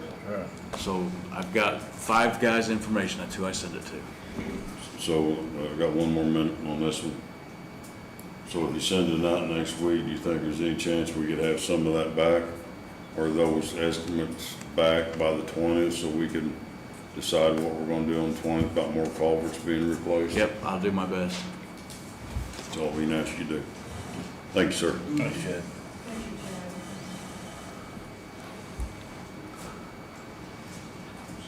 Okay, we're gonna move into another subject here that, well, I wanna move, any department heads, elected officials, got anything to say? Jill's getting ready to say something like that. I'm not a department head. No, but, I'm trying to be Public comments. Oh, public comment. I want to put public up first because then we're going to go into the executive meeting stuff that we need to discuss, but public comment. Jill, go. Okay, so, this ordinance that was presented tonight, of course, I'm in favor for it, that's no secret. I've emailed all of you guys about data centers, we've talked about it, I've offered my free time to help with it, either on opposition or in support and, feedback. So, it is a little concerning to me when you act like you need more information. I just, show of hands, anybody in this room that supports a data center. If you support it, raise your hand. I'm not looking at you. Okay, so anyway, this is a hot topic, and they are coming in, I think we all know how fast they can move. So I am just, I'm not begging, but I'm asking you the worst way to really, really, really, really look at this and make it happen. I mean, we all don't want it. Nobody wants it. One guy moved from one county to here because it happened in his backyard. So I just don't know how else to express it to you, how important this is. Well, I want to back up for a minute. Don't think that I'm sitting here raising my hand, I'm supporting data center. That's not what I said. I know that. I was asked to come to a convention meeting to gather some information. That's all I'm doing, Jill, and you've sent a great deal of stuff. Paula Chester sent me a bunch of stuff on some data centers, and I appreciate it because when I get to looking into it, it's like, it's troubling. That's troubling. That's troubling. So don't look at me and say Here's that- the other problem. This one from Park County, I gave this to our attorney a month ago. 6 weeks. 6 weeks, that I wanted adopted to the Owen County because it says Park County on it. I still haven't seen a draft of that yet. And so how do I call our attorney? We don't need to call him. I've got Mr., is it Roach? That sounds like me, a new attorney, actually. It's not here tonight. No, he's out of town for 2 days, and no, it doesn't necessarily mean we need a new attorney. It doesn't necessarily mean that at all, and I'm gonna stop. I'm just saying, we've loaded him up with all kinds of stuff. He's got a ton of stuff he's going through. Right. So he will get to it, and I'll make notification, or Norm will, to him. Doesn't necessarily mean, sir, that we need a new attorney. That's not the answer. That's not, Yes, and I was given this tonight. I was given this tonight. I would hope you would like me to actually read it once before I voted on it. Of course. Okay. Yeah. And I do appreciate everything you do, Alfie, and brought before us. Right. I do. And Alfie brought that one to us. He was good enough to bring it to us, and maybe there's a combination of the two that needs to happen. I need to read his, And see what the attorney comes from up with. Tippecanoe Right. County that has the nuts and bolts in it, that if this is too complicated or interferes with some water permits that we have, which I can't really find anywhere, even though I've looked really hard. Now, we have one of those that's been written up, or it's being written up now, and then we will deal with it. That limits the water and things. We haven't passed it yet, but we are working on one. So the two together would be very beneficial. Agreed. But thank you, and thank you. With it, I just want to get the information. I've got a ton of it, stack of it at home, and when I go Tuesday, it probably won't be anything else I haven't already vested. Like Norm said, he's got one draft up, and our county attorney is aware of it, and I'll let Norm touch base with the attorney on that, and stuff like that. So you're right, Jill, it's just around the corner, Thank you very much. and it's coming. We'll take care of it. Yes, Fred? Okay, my name's Janet Shore. I've lived in Owen County 80-plus years. I reside on Smithville Road, and that road, according to all my forefathers, was the oldest blacktop road in Marion Township. I want to know why we can't get something done. I know you're my commissioner, you don't answer the calls, you don't answer your email, or I don't send emails. And I know people have called, you've not called them back. How long's it been since commissioners have been down our road and see it's nearly impassable? We seen a school bus stop west of my house to get through. Now, why? I was down that road just I last mean, week. okay, if I can't get something done with these commissioners, where do I go, or what do I do? Okay, so Can you give me an answer? I'm gonna give you an answer and you're not gonna like it. What? I'm gonna give you an answer, but you probably won't like it, but I'll give you an answer, okay? I've been down Smithville Road many times. Lately? Yeah, about a week ago, I was down Smithville, traveled the whole entire thing. Okay, It's a mess. that's right. It's a big mess. You see this list right here? That's, I know you can't see it, I can't hardly see it, I can't hardly read my own writing. Okay, all I wanna know is, are we on there to get fixed? Yes. And when? Yes, when, this is all going to depend on how much money we have. Money is always an issue. It's always an issue, but you mentioned Smithville Road. Right. I have it right here in District 3. The number one road that Hubble Station Road, Hubble's, Maybe move up closer, Janet, you can't hear, can't hear Yeah. the table. I'll come down and sit beside you. Go ahead, what? Hubble Station Road, Smithville Road, and Graham Road are 3 roads, and it's not my district, but it is in his district, I know. that we are taking a hard look at those 3 roads, and I'm not gonna tell you that those 3 roads are gonna be the CCMG roads. That Chad's here listening to this, or whatever roads he comes up with. But Smithville Road and Graham Road and Hubble Station Road is my biggest 3 concerns in his district. Is Hubble Station in your district? Okay. Have you been out Hubble Station Road? It's south of me, I Yeah, think. so in comparison to Smithville Road, go out Hubble Station Road. Yeah. It's in worse shape. I understand where you're coming from. Chad, I asked you to go out to Smithville Road. I don't know what your schedule is tomorrow. I know what it is. Yeah, I don't know if there's any hot patching we do to, And here's how I do this patch and holes thing. I know it's not gonna make everybody happy, no. but I take the worst roads that I have with the amount of complaints and get those knocked out. Smithville's coming, but it may be a couple weeks. Yeah, but you can ask her how many times I called her this summer. Her last one was, which she was very good about it. When I find out that we're gonna do something, I'll call you. You think of her, I mean, I'm not blaming her. No, I know her. and it's, But, you know, I why know it's can't we frustrating. not?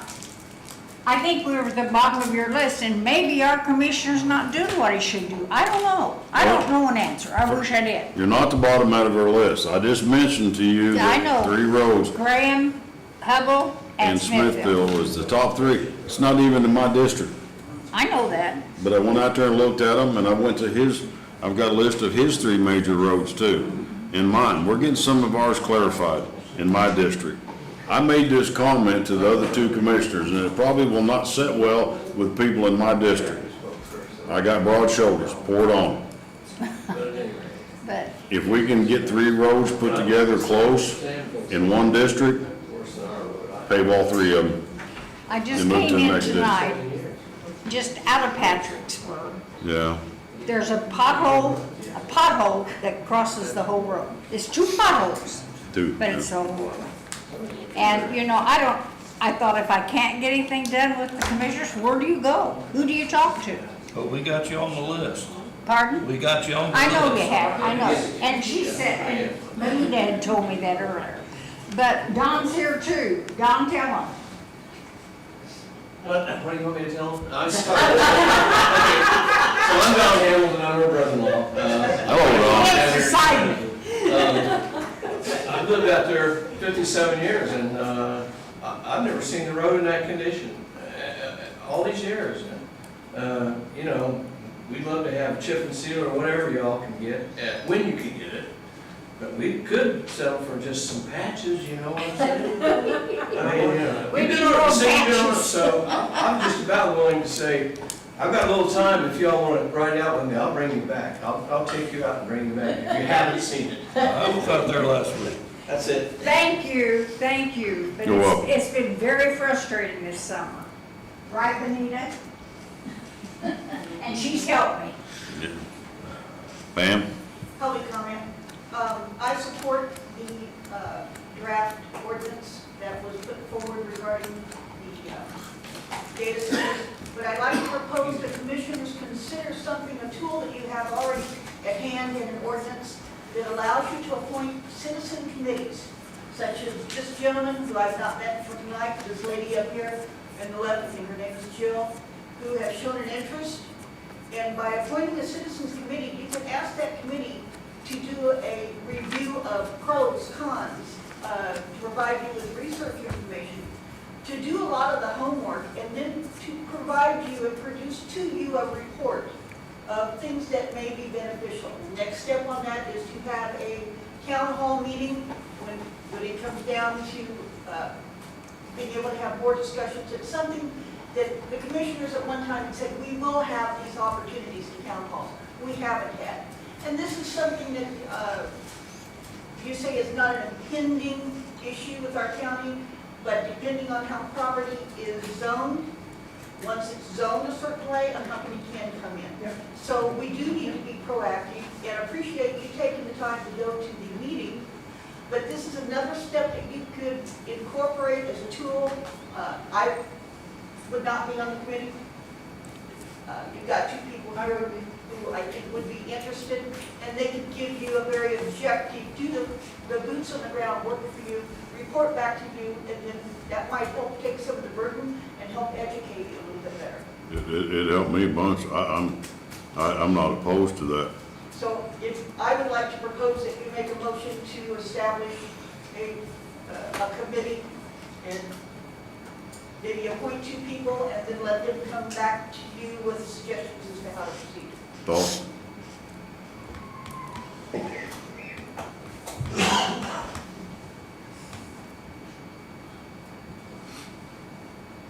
We got somebody else that wants to speak. Go ahead. Oh. I was also going to talk about data centers in public. Yeah, I don't want data centers either. I looked up the Marshall permanent ban the Marshall County and Cass County put on the data centers. And I also would like you guys to direct your area plan commission to draft an amendment to our zoning ordinance to explicitly ban these data centers in our county. The amount of water they use, I'm worried about our aquifers, our wells. We don't have that kind of water in our county. I'm worried about our farmland, our parks, the beauty of our county, which is why I moved here in 1998. I've lived here for 28 years. Boone County. Yes. Of course, they didn't have got out of time. They didn't have the data center then. But our electrical grid won't be able to handle it. So we're going to have more high voltage transmission lines cutting through people's private property, building giant substations to handle this stuff. It's not worth it. We're going to destroy the beauty of, when I tell people I live in Owen County, they say, oh, you live in God's country. Yes, I do, and I want it to stay that way. So. I agree. Can I get your name, ma'am? Alan, I need her name. what's your name, man? Mr. Judy President, Morris. could you enlighten us, if you would, please, before the end of public comment, what it is that the Commissioners Board is moving all the way to the end? I feel like it's probably what I'm here to speak on. I would also encourage the public to stay. Is that the case? Because if not, I want to speak on public. Yeah, we're moving to executive session because we've got several things on that we need. Executive session, is that going to be an executive session? No, it's public, it's gonna be public. Okay, but is there going to be an announcement about the 911 center? That's what I'm asking. We'll get to that when that meeting, when we take off on that, but it's gonna be moved I to would the end. encourage the public to stay for that and not leave just because public comment's over. Yes, sir. Yeah, so Jeff Marks, Hello, Jeff. I guess I'm the only one in the room who opposes the proposed ordinance. I don't oppose it in total, I just oppose it in part. What I oppose is that it's a permanent ban.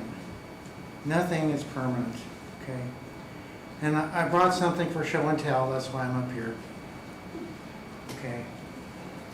So gentlemen, pass it between yourselves. Is that a beehive? No. No, honeycomb, something like that. There you go. Got Nice, laugh, nice and heavy, right? got to laugh, keep it crying. Is that something goes in one of your airplanes you work on, sir? No. So no. it's 8 megabytes of storage. 8 million bytes of storage. This is 1,000 times as much storage on this phone. The point is that the world doesn't stay stable, doesn't stay static. And what today is, I agree, the whole major data center thing is a mess, okay? But I just would like to have more of a revisit date, as opposed to saying, now and forevermore, we will never put a data center in this county.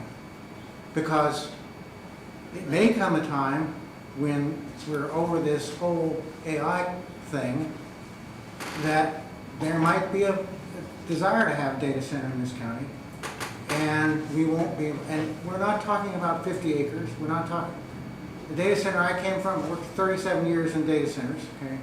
Data center I came from, the big data center I came from was about 1.5 acres, okay?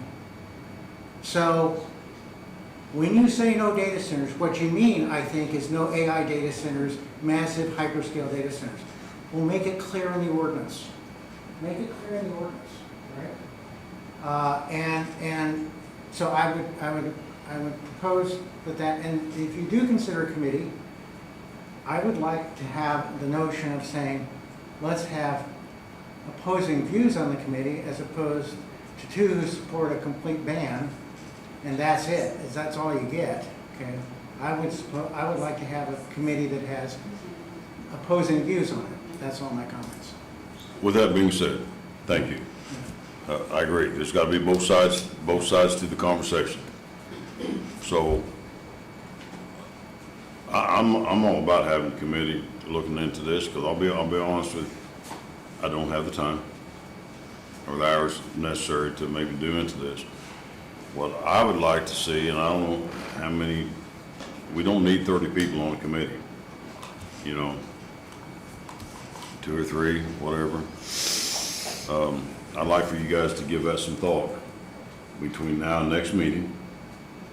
Just, you know, bring back your thoughts. It's not just me, and I'll bring back my thoughts on that too, but that is something that I'm not opposed to. But study it, bring it back on the 20th, and if you just want to move forward. I think if we can get them on both sides of the coin, and they can put their heads together and get it figured out. Yeah, yes. I was on a committee in Bloomington. Can you speak up a little bit, ma'am? I'm sorry, I I was on a can't hear. committee in Bloomington, the Citizens Action or Advisory Council, and it was 7 people.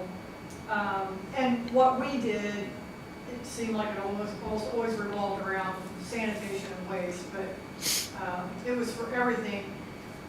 And we just got hot topics from the public, you know, so we got messages from the commissioners or the city council or, you know, from the sanitation department or whatever, just on hot things that people were complaining about or concerned about, or things that those offices were concerned about. And we hammered it all out, and we all had our own opinions, but we had to address it from every side, from every angle, and look at it from, from a hands-off stance that, you can't let, kind of like an attorney, you can't let your opinion get in the middle. So anyway, it is possible, and it's pretty easy to do, and it's very beneficial to, nobody wants your jobs, I can promise you that, but I'm happy to help. Thank you.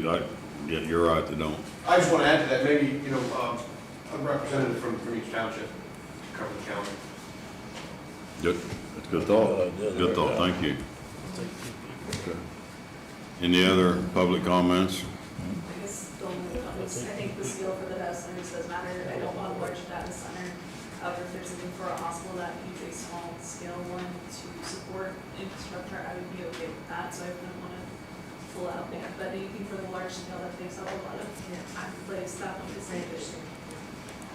Yeah, that's good sense, and that part going on with what Jill was saying, that's both parts of the spectrum. I have worked in a data center before, so that helps. So that'd be good. I think that would be great, because I know it would be beneficial to me to bring that kind of information to me and stuff like that, so. Let's study that for a couple of weeks, guys, at our next meeting. I don't have a problem with it at all. But I don't know about the township, so Norm made a good comment here. That'd be 18 people. That'd get a little extreme. But I can see, maybe 5 or 6, 7 tops. I mean, I think that would work. That's my opinion. It would likely be more money with 18 people. Right, I mean, If you had a couple of people from each district, 3 districts, a couple of people from each district, that's 6 people. Maybe that would be more feasible to work with, so. We tried a large committee on something else, it fell on its face and ended up being a disaster. And that problem wasn't resolved for probably 2 years after, because they didn't get anywhere. There's too many people. So. Appreciate everybody's comment on it, I really do, because I know it's coming, so. Any other public comments? Okay, so I'm gonna address Mr. McBride. Oh, I'm sorry, ma'am, I'm sorry, I didn't see you. I'd seen you, but I didn't see your hand. My name's Laura Kemp, and I'm with the Sierra Club. Yes. Chapter. And I would like to offer these guys any information, because the Sierra Club Hoosier chapter is working on data centers across the state. And we do have a good deal of information about them. We're basically taking the stand that we are opposed to them because of the ramifications of water that people don't realize. If you go into a data center agreement without saying that they have to recirculate the water, then this is like what was going to happen in the LEAP project. They were going to dump all the water into Eagle Creek, into the stream. And so that would put toxic runoff into an area that people highly recreate in. So any water used in a data center that would go back into our water system here will severely deplete our environmental vitality in our water systems. So it is very important to know different aspects when you're going into data centers, or you're going into agreements with data centers. You always want to have non-disclosures. So, we can offer some help and some educational material, so you can help maybe weigh the pros and cons a little bit more. I think for a small community like ours, the data centers aren't the right answer at this point. no, who did you say you was with? I missed that. The Sierra Club Hoosier chapter. I'm the vice chair of the Hoosier chapter, and I'm the chair of the conservation committee for the Sierra Club. You was the lady that spoke at the legislative breakfast several times. Right, I remember, right. yes. I'm on the forest activist side of the Sierra Club. Yes. But I'm also, we are forest activists, you're a water activist as well. And Owen County is full of wonderful water resources. And I think they will eye Owen County as a prospective data center spot, because we do have the water to offer. But that water will never be the same for our citizens again if we would let that happen. So I think on the timing, it's better to have a moratorium right now and to wait until technology finds a better way. There are children that are complaining in these areas where data centers have been built in northern Indiana, and here they're going back to school and the noise is so loud in the neighborhoods because of the generators that these water systems have to cool. And the generators are so loud that children cannot sleep at night, yet have to get up and go to school the next day. So it has been a rude awakening for many communities. And I would urge you to get a hold of some people from communities that have them to, because you're going to hear from the people that want to put the data centers in about how great this is going to be for your community. And they're going to come in, they're going to build it, and then maybe 20 people are going to work in it. It's not an answer to the economic crisis when people need a job. It's not going to offer that many jobs. Appreciate your thoughts on that, thank you. So, any other? To address Mr. McBride's, the reason I moved it down to the last, Alan, because I wanted to clear up the insurance, some of the other stuff is in the center of this. That way they could leave and get out of the way, because I know with this 911 thing, might take a few minutes, and that's the only reason I moved it to the end. It wasn't because of anything else, or I'm trying to delay I just what's... wanted to make sure that if it was gonna be, like tied on something else, because I mean, it's obvious I'm here to speak on the matter, and I just want to make sure we don't talk to the public. Sure, absolutely. Appreciate that information. Yeah, so we're going to, and I encourage the public to stay. The commissioners held an executive session on July 30th. I will not mention anybody's names because I cannot, and I won't. Most of it was just minor stuff, we dealt with. The maintenance, spoke with our maintenance man, and we're gonna take another review on him in 90 days. Is that correct, gentlemen? That's correct. Marilyn, who is our custodian, who's been with the county for 18 years, has been off work for quite some time. Major back surgery. And, she's just having a tough time recovering. But she told us that she goes back for kind of final, not discovery, I don't know what word I'm looking for. The doctor's going to tell her in November what she can and can't do. So, I told her to come back and see us, and I shouldn't have mentioned her name. Man, anybody catch that? Can you wipe that out? Anyway, we're going to review her back in November when she gets back from the doctor. So, check us off, guys, if not. Okay. Also in the executive session, we had Mr. Walker. Is the other Walker here? I think he left. I think he left. Is he a firefighter? Yes. Yes. You see him maybe at a head leak. Okay.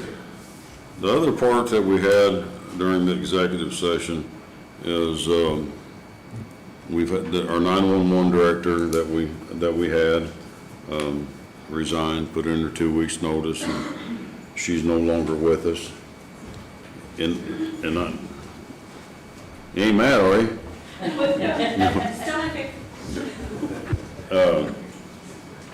She has resigned. She's no longer here.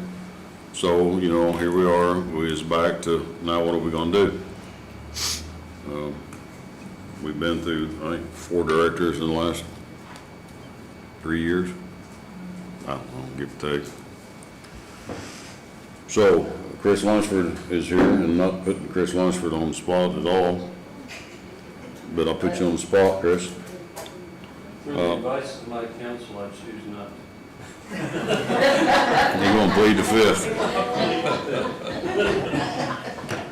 I'm just teasing. That's okay. You might as well laugh, you can cry, no.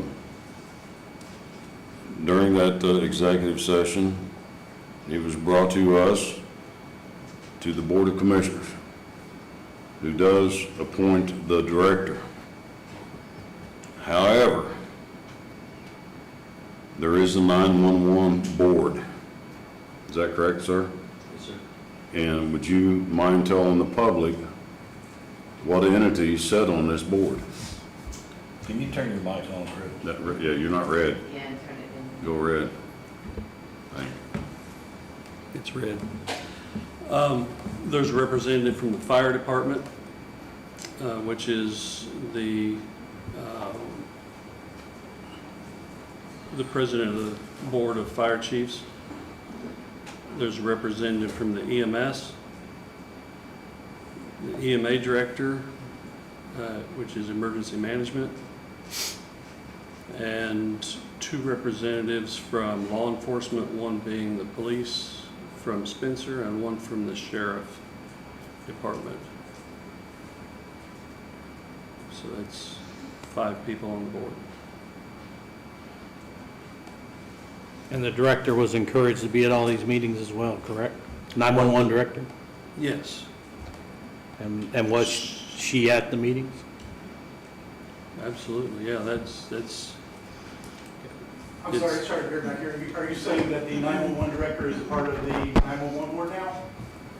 No, I'm saying she was at the meetings that he's talking about. But she or he is not a member of the 911 board, is that correct? I don't. She's not a member, no. Or he.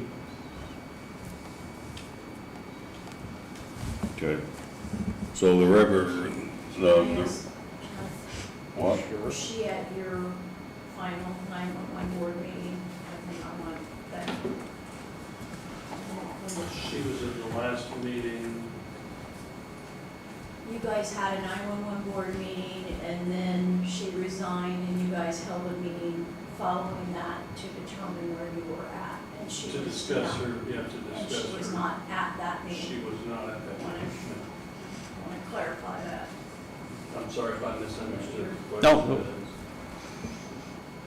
But when the 911 board has their meetings, does not the director come to the meetings? Oh, absolutely. We have dispatchers here from all over. Alan, former dispatcher, but he's still a dispatcher, sorry.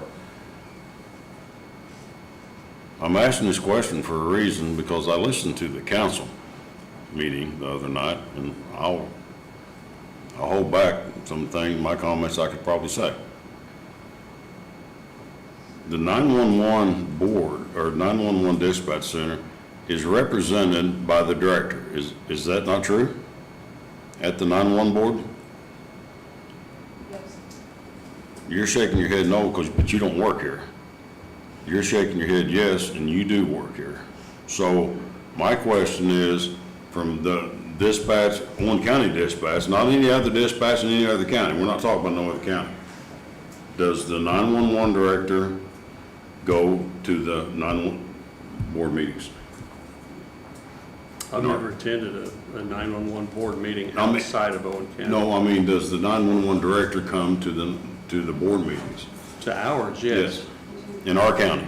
Yes, in our county, yes. We're talking about our county. I'm not talking about nobody else's county, and I'm not gonna talk about nobody else's county, not in this part of it.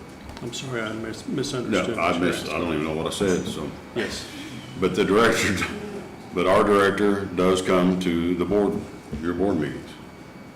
absolutely. Thank you. That's, get that clarified first. So, is it true that the 911 board had a meeting after the director left, and you held a meeting and had a discussion about how the board would like to proceed forward with the next director? Is that correct? Yes, sir. Okay. What So, was the date of that meeting? I would have to look, I don't know what it was. I need that information. Sheila, do you have that information?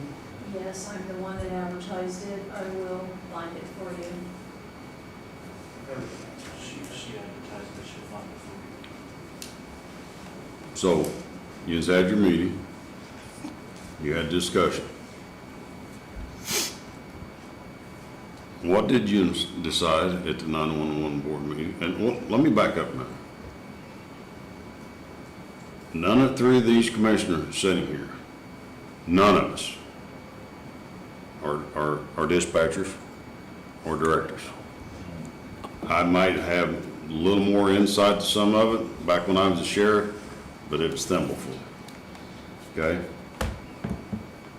We don't go to your board meetings. That's the reason we have a board in place. It's for you to have the meeting, you talk about stuff, you got entities that's on that board, from emergency responders and stuff like that, that do radio transmission, they hear dispatching, they got ideas and goals and so on and so forth. Is that correct? Yes, sir. We don't. We just happen to be the ones that oversees the director or appoints the director. That's where it ends with us. We have to appoint the director, but the 911 board works hand in hand with the director and dispatch. Would that be a fair statement? Okay. Is there anyone on that board out of those 5 members that has any 911 experience? I don't know. Is there anyone on that board with 911 experience? Yes. Huh? Yes. Who is that? You called him out in the meeting the other day, Jack White. After 25 years, Chris, we're going to say that Jack White that's experience? Is there anybody with now experience with 911 on the board? As Let me ask that a question. dispatcher or using 911? Yes, as a dispatcher, or with any dispatch experience whatsoever. Jack White is the only one. Right, from 25 years ago. Okay, that's fine. Please proceed. He's giving you permission to proceed now. No. Okay, so you can set a meeting. July 28th at 1 p.m. July 28th, 1 p.m.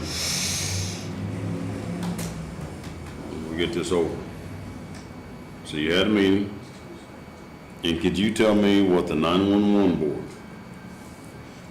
decision was? To make a recommendation to the commissioners that we promote from within. That's from the 911 board. That did not come from the Board of Commissioners. We didn't attend the meeting. We wasn't there, is that correct? That's correct. And that candidate is who? Huh? That candidate is who? We'll get to that here in just 1 second. That's gonna be my next question now. So, I got my notes right here.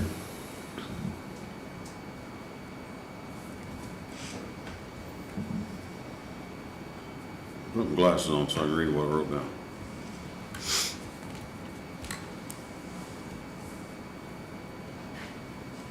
Was all your board members there? Yes, sir.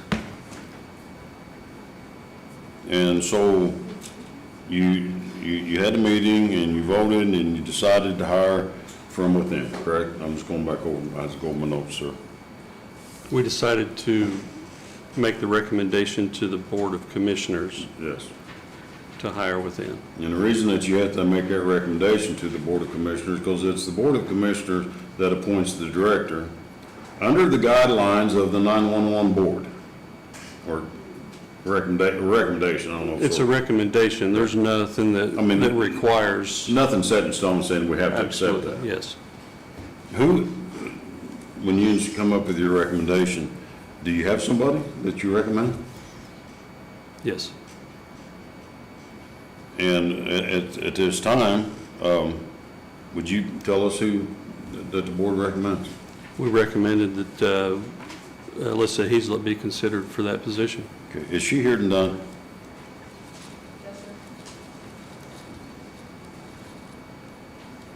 So I'm just gonna ask you straight up, because I don't know any other way.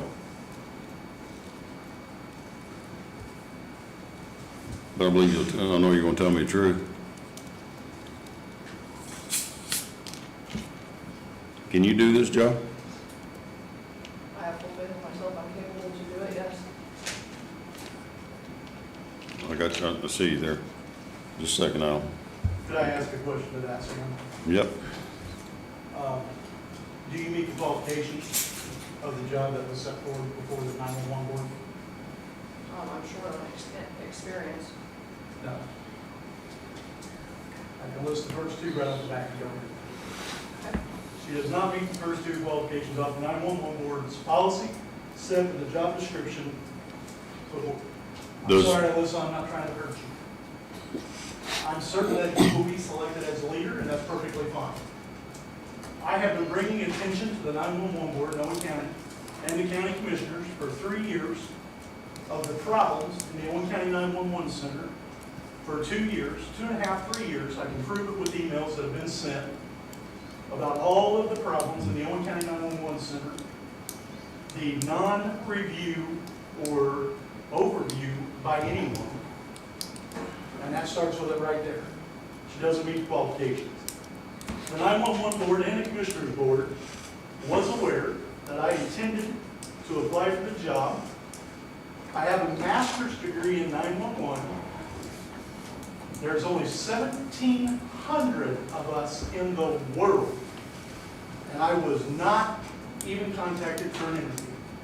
But you're going to promote someone who does not meet the job description. And now, I'm gonna respond to you. Okay. Now, Alan, we've known each other for a long Yes, time. sir. Sure have. Now, whether you want to still consider me a friend or not, that's totally up to you. I listened to the council meeting the other night. That's perfectly fine. I've still got plenty of things to discuss with you from that too. Yeah. Please go ahead. So, you, in the past, have made a statement more than once, and I understand that you're being upset with the way county government runs things and does things. I was falsely fired politically. I'm not- 2 let me- years ago, but that's okay too, because I'm not holding that against anybody. I'm talking. Yes, sir. You personally told me that you would never, ever work in this county again.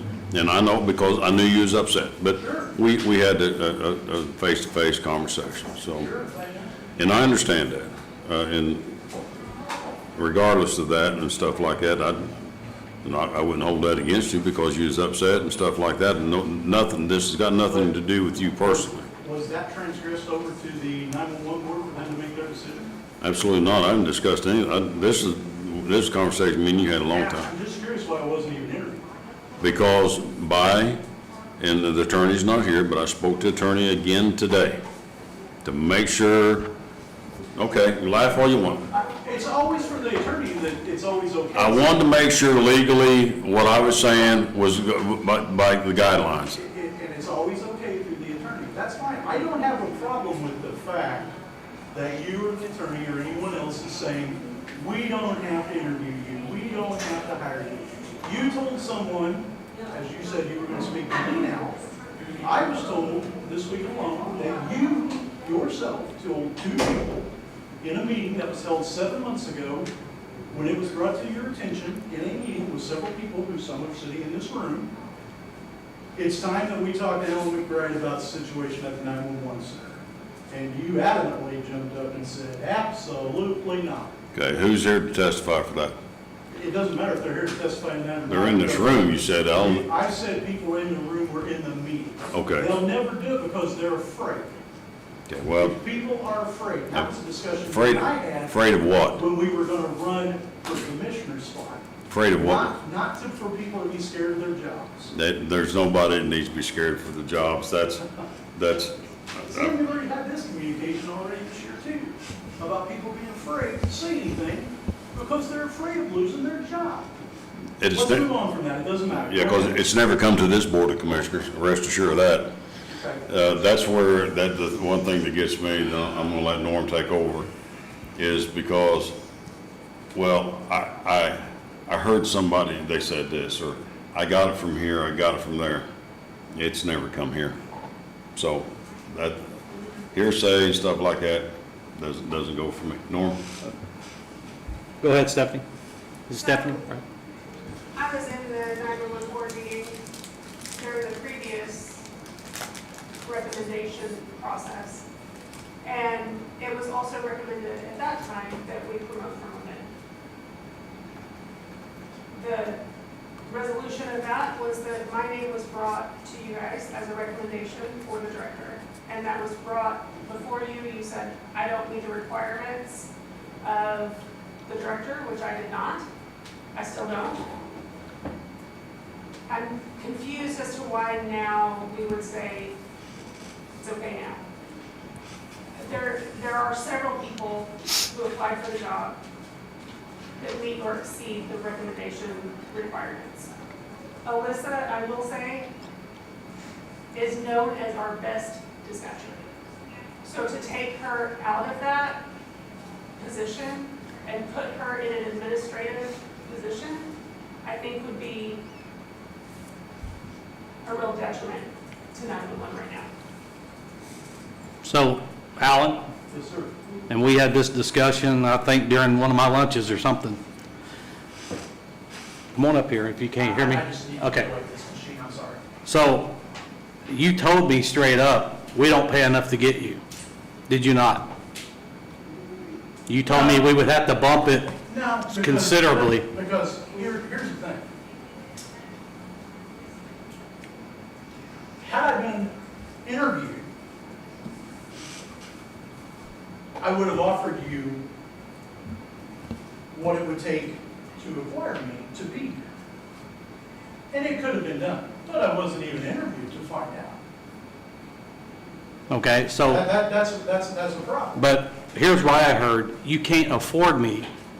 So, you know, forget who's been what. As far as I know, we've had, what, 3 people? Is there more than that? 4 directors. No, 3 people that Oh, applied yeah. for this position. You tell me you're out because we can't afford you, and you're right, we can't. I don't know what you make now, doesn't matter. Right. You told me you guys can't afford me. You're not paying enough to get me. Huh? Should have been interviewed.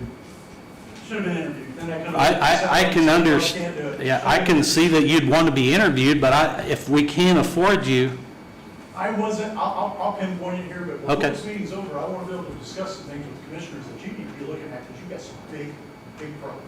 all right? It has nothing to do with whether or not I was offered a position or not. I also came before the 911 board, I also came before this board, and I also came before the council quite a while back. And I suggested, your 911 center is in trouble. Police officers, some of your EMS people, and your firefighters are scared for the information that they're receiving, for calls that are being sent out to wrong locations, to wrong types of calls, for information that they're not getting, all kinds of problems. I came to this board, the 911 board, and the council, and I suggested that I would be willing, even though the way I was treated previously, because I care about the community and the responders, that I would come back and I would work with the staff that was on hand, leave the 911 board with the opportunity to review nothing more than a director. Again, I was never even spoken to. This board, right here, turned around shortly thereafter on the advice of 2 particular people from the 911 board and hired a person out of Putnam County. That person made $50,000 for 6 months worth of work, taxpayer money. His working, if he worked 14 hours a week, comes out to $148 an hour. I offered to do it for 30. And I was going to bring a team with me that was going to work with the staff to try to get them back up to speed. I was never even spoken to. That individual came back, he gained $50,000 from this county, brought a person with him. His job description was to build her up and put a training program in place in the center. The training program was never put into effect. He trains the director for 6.5 months, and she quits and goes back to Putnam County. Do the 3 of you know that we're sitting on $80,000 worth of overtime in the 911 budget? I do now. Yeah. Yep. You didn't know before? Hmm? You didn't know before? And I'm going to say it, Norm, just like I said to the council, because when I brought that up the other night to the council, every day one of them on the thing dropped their mouths. $80,000. $65,000 in increased overtime cost in that 911 center. It's 2 times the budget that the sheriff has. Increased overtime, $65,000 in 4 years. They don't have the money to pay it, and nobody knows why we're at $80,000 worth of overtime. I know why, because I offered to you 3 years ago that no one, whenever Sheree Anderson was in the center, could do a schedule that didn't include these people getting overtime every week. Now they're listed as getting 8 hours a month, or 8 hours a paycheck. They're getting 16 hours of overtime a month. 16. That, at that rate of $30-some an hour, comes out to about $60,000 or $70,000. I'm sure there's a lot of employees sitting in this building that would like to get that kind of overtime. Let me tell you about a complaint that was brought to me last week that I think you need to bring to the attention to every employee in this county. 2 firemen made a complaint of children in the 911 center on a constant basis. They can't hear the radio traffic. I'm sure every county employee in this county would love to be able to bring their children to work with them. It's a danger. I've seen it myself. I've brought it to the attention of the board. I've got emails to prove it. It was going on. It's been going on for 3 years. There's kids that sleep in that center while their parents are working 911. That is a danger. It's a danger. Do you know that, Do they- you guys know that you have... Hang on a second, I got a question. But I want to make sure I You're get switching my gears on me, and I've got a question about what you just said. Okay, please. And it goes back to the overtime. Do we have enough personnel to schedule without the overtime currently, right now, today? I don't want to be disrespectful. Well, no, but answer my question. That's why you hired a consultant. Excuse me. Hang on. No, One at a time. She's right. She's No. a taxpayer. I understand, but one comment at a time. Hang on, you're, Candace, If I love you, you honey. fill I know that you temp came, but just position. please. Because they are so rude on the cameras. Candace. You guys are completely rude to the taxpayers. I'm And the people I'm not being rude. Chris Lunsford was very rude on that when I watched it. Candace? Okay, Sam, I know you don't like that. He's a good man. Everyone in here Okay. does not like him. Time out. This is over. I'm going to have to end my speech because I You- asked for it. I'll talk I will about it. decide who has what in here. No, because Candace, you come in here and sit down and start jumping off on everybody, and I won't tolerate it. Don't yell, Sam. I won't tolerate You're the it. same as Sam, No. if you're the same as No. the sheriff at the same time, you're a bully. You're a bully, Sam. We're done. Everybody says We're it, done. they won't speak it to you. Come tell me. I'm telling you. You're a bully. She comes in here and Yeah, hollers I at, can bring people We're in all done. day long if they had to say it to you, but they won't, and I will, and that Good. is why I am not being selected for this board. Because you No. guys know I will not put up with the crap that goes on. I want this stuff on the record for the public, and we will leave. good.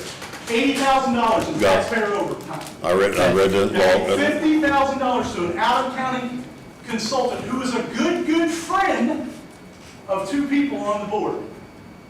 Took our director and left. We got nothing. No training program, but that was in his contract. Is somebody going to seek our money back for that? Can you answer my question, Alan? Yes, I have to Okay. answer your question, Ron. Please, Okay. what was it? I wanted to know if we currently have the staffing to schedule properly without overtime in each grade, in each pay period. That's what I'm asking. I was asked the other day, and I'm not trying to be rude because I'll be honest with you, you're the only person I can ever talk to from this board about anything, and you listen, and I appreciate that. I'm not trying to be rude, but I want to tell you the same thing I was just asked the other night from the board member. A board, You guys, a board member from the council, okay. you guys pay a consultant $50,000 to do that job. I'm sure someone's not going to do it for you for free. No, I'm not answering the question, and I'm not trying to be Okay, mean. all right, I'm sorry. all right. But you paid $50,000 to a guy who was supposed to fix it, and he did nothing but bring his friend in, set her up to take her out to another location. Didn't even do what's in his contract. Okay? You have a human resources issue going on in that center down there right now? What's that? Human resources issue that's going on in that center down there right now? If the victim takes that human resource situation somewhere, this county, you asked me the other day, is there anything goes on in that 911 center that could get us sued? This isn't even related to emergency services. If that victim takes what's going on right now down there to an attorney, you ain't got nothing to worry about What, in jail. what victim? I'm not telling you anything else, that's wrong. That's Okay. wrong. But I'm So- telling you, it's not a lie. And it's something that went on at the sheriff's department whenever Sam was the sheriff. Same type of thing. I'll let you know that one because I don't mind. Well, I'm gonna let you know, I want you to know what went on at the sheriff's department by supervisors at the sheriff's hang on. department while Sam was in charge. This lady wanted to answer the question for me. Let me do that first, because, Let me have this, please. okay. Pictures of my wife and I taken off our Facebook account and put in the urinals. I filed a complaint with Chief Deputy Matt Miller, and not a damn thing was ever done. Same similar type situations going on in that 911 center right now. If that person takes that somewhere, you ain't gonna have to worry about your jail lawsuit, because the one that she will have, I'll say it, that she will have, you'll pay like you know tomorrow. Please answer the question. So you were going to answer the scheduling question? I figured out a way to do a schedule if that 10th position gets filled, that they wouldn't have overtime. So there is a way to do it. With the current staffing? They'll need one more person with the one I figured They'll out. need one more. However, We have one open position. I'm not the end-all be-all, so if I could figure it out, I'm sure if someone else put some time into it, they would figure it out as well. And not even the same way, there's probably a bunch of different ways, but yes, it can be figured out without overtime. I brought that up 3 years ago. They just need to fill that empty Alan, position. I've been here a year and a half, bud. I know, but it's been brought up to the 911 board Okay. 3 years ago, All right. okay? Yes. So, training deficiencies, let's talk about that. Well, hang on, because we already know that's a problem. Because there's a state requirement. Right. They're not meeting it. Okay. So I can't fix that Somebody's right got now, to. but we're going, obviously we're going to have to. But you gotta understand where I'm coming from. When we had our conversation, I couldn't afford you, Alan, you made it very clear. And I agree with you, I ain't gonna, so, but here's my other question, Alan. You said that you would help, but then if we hire a director, no matter who it is, I'm not understanding how you as a consultant and this director, I understand when we brought, the lady was just in here and brought this person in to train her. And that obviously hasn't worked. So look at my frame of reference. You see what I'm saying? Not exactly. Okay, so if I hire a director tomorrow, boom, director's in there, and I bring you in to do the same thing that I just witnessed, and we get the same result, I'm not happy. Sure, I You see what I'm understand. saying? I totally understand. Okay. But here's another thing. I was never given an opportunity because what I just said to Sam just a minute ago. You people know I will not stand back and let you run over me. And that is why I'm not being given an opportunity whatsoever. I approached 3 years ago. I've got emails to prove it. I will come in and help. Never even spoke to. Hired a friend of members of the 911 board for $50,000 of taxpayer money for 6 months, $148 an hour. All right. That is irresponsibility with county taxpayer money. So here's another couple of things, and this is where I'm at. I'm not gonna, sugarcoat it for you. This is what I'm told. So, can we say who applied for the position? Is that allowed? Okay, so. As far as I know, I guess. So, here's my frame of reference. I ask, does this one have the experience? And was told, yes, barely.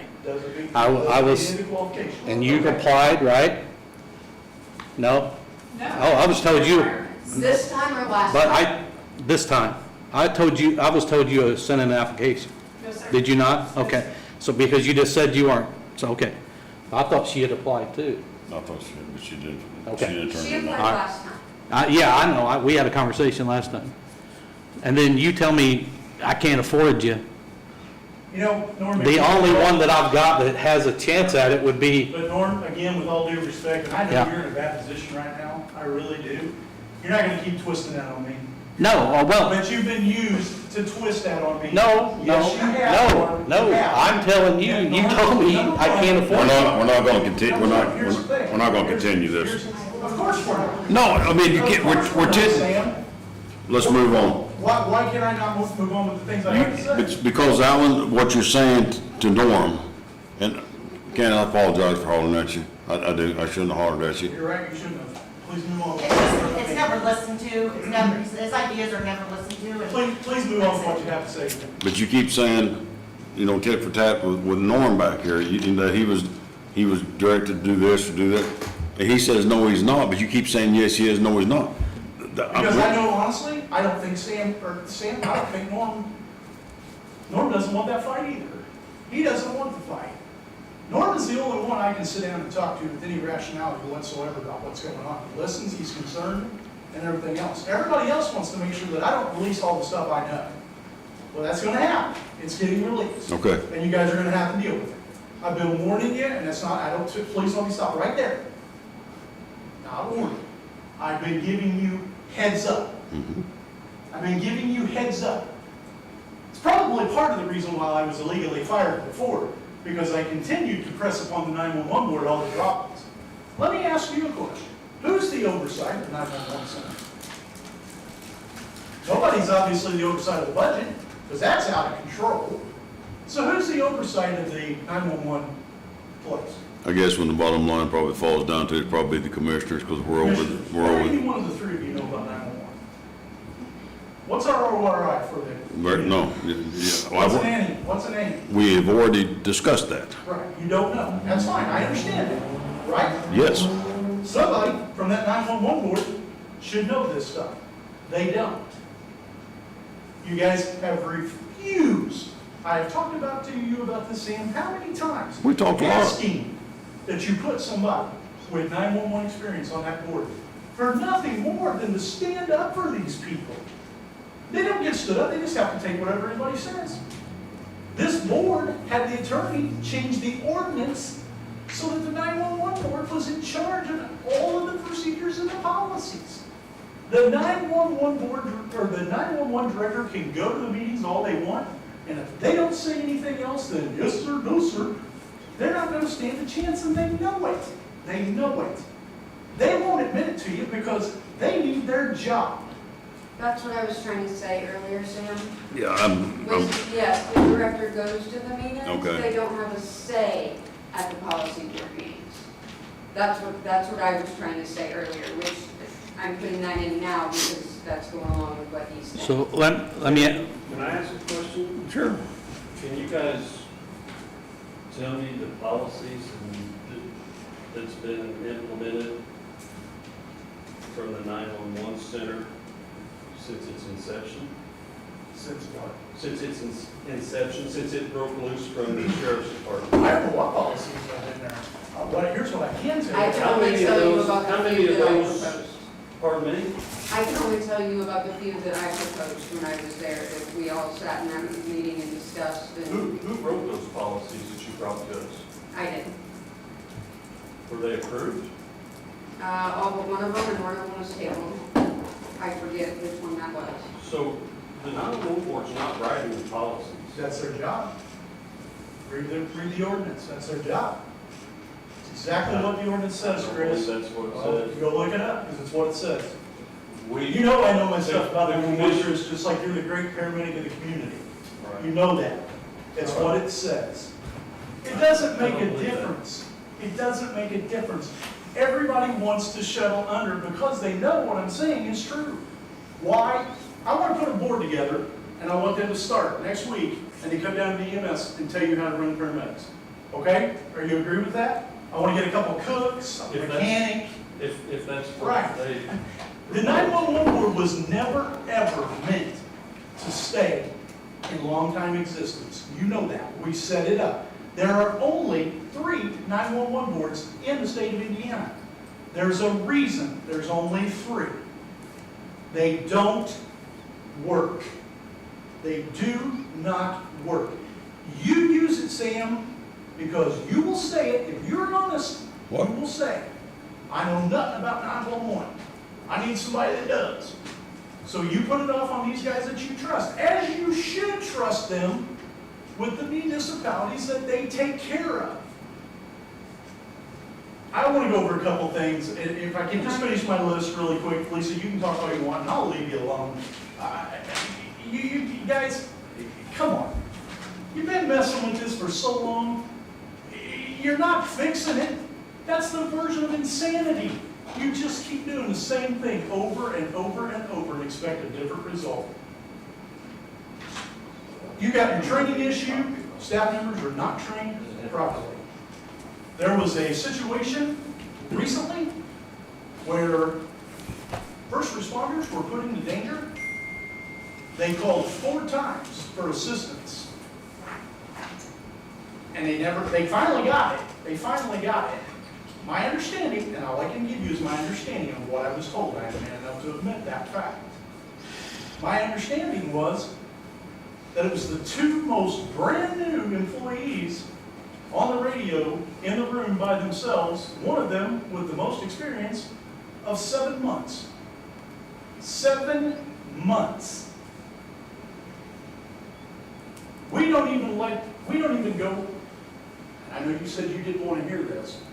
When I'm training somebody, and I am a certified national trainer, when I'm training somebody, if I leave to go to the restroom, that person gets pulled off the radio for almost a year. This person was sitting in the center as the senior person after 7 months, while the person who was supposed to be there with lots of experience was off at a children's ball game. This, I'm being told, happens all the time. We have personnel there alone.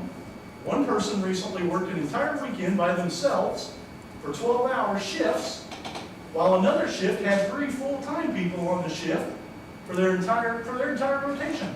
That person went to your last director and said, hey, 3 12-hour shifts by myself, and the other shift has 3? Oh, sorry. So, is this part of the $80,000 worth of overtime issue that we have going on? Emergency responders don't feel comfortable. No one, I asked you, I said, let's me and you go have a meeting. Me and you, let's go have a meeting. Let's take in some emergency responders. Let's go to the dispatch center and everything else. Anybody ever take me up on that? I'd want all 3 of us there, Alan. I can get those people to tell you their true feelings. Okay. They're But scared. would it not be okay to have all 3? Sure. Although then that's a Absolutely. quorum and we can't do that I either. think that they're going to back away when some people are present. With that question, and with that, what you just said, of course, you declare that I'm a bully, I guess, and You're going to harbor that now, and that's okay. You and I will no longer be friends moving forward. That's fine. see there's the problem. I didn't say anything about, I was getting ready You to, just brought it up passive aggressively. because well, let's get into English grammar.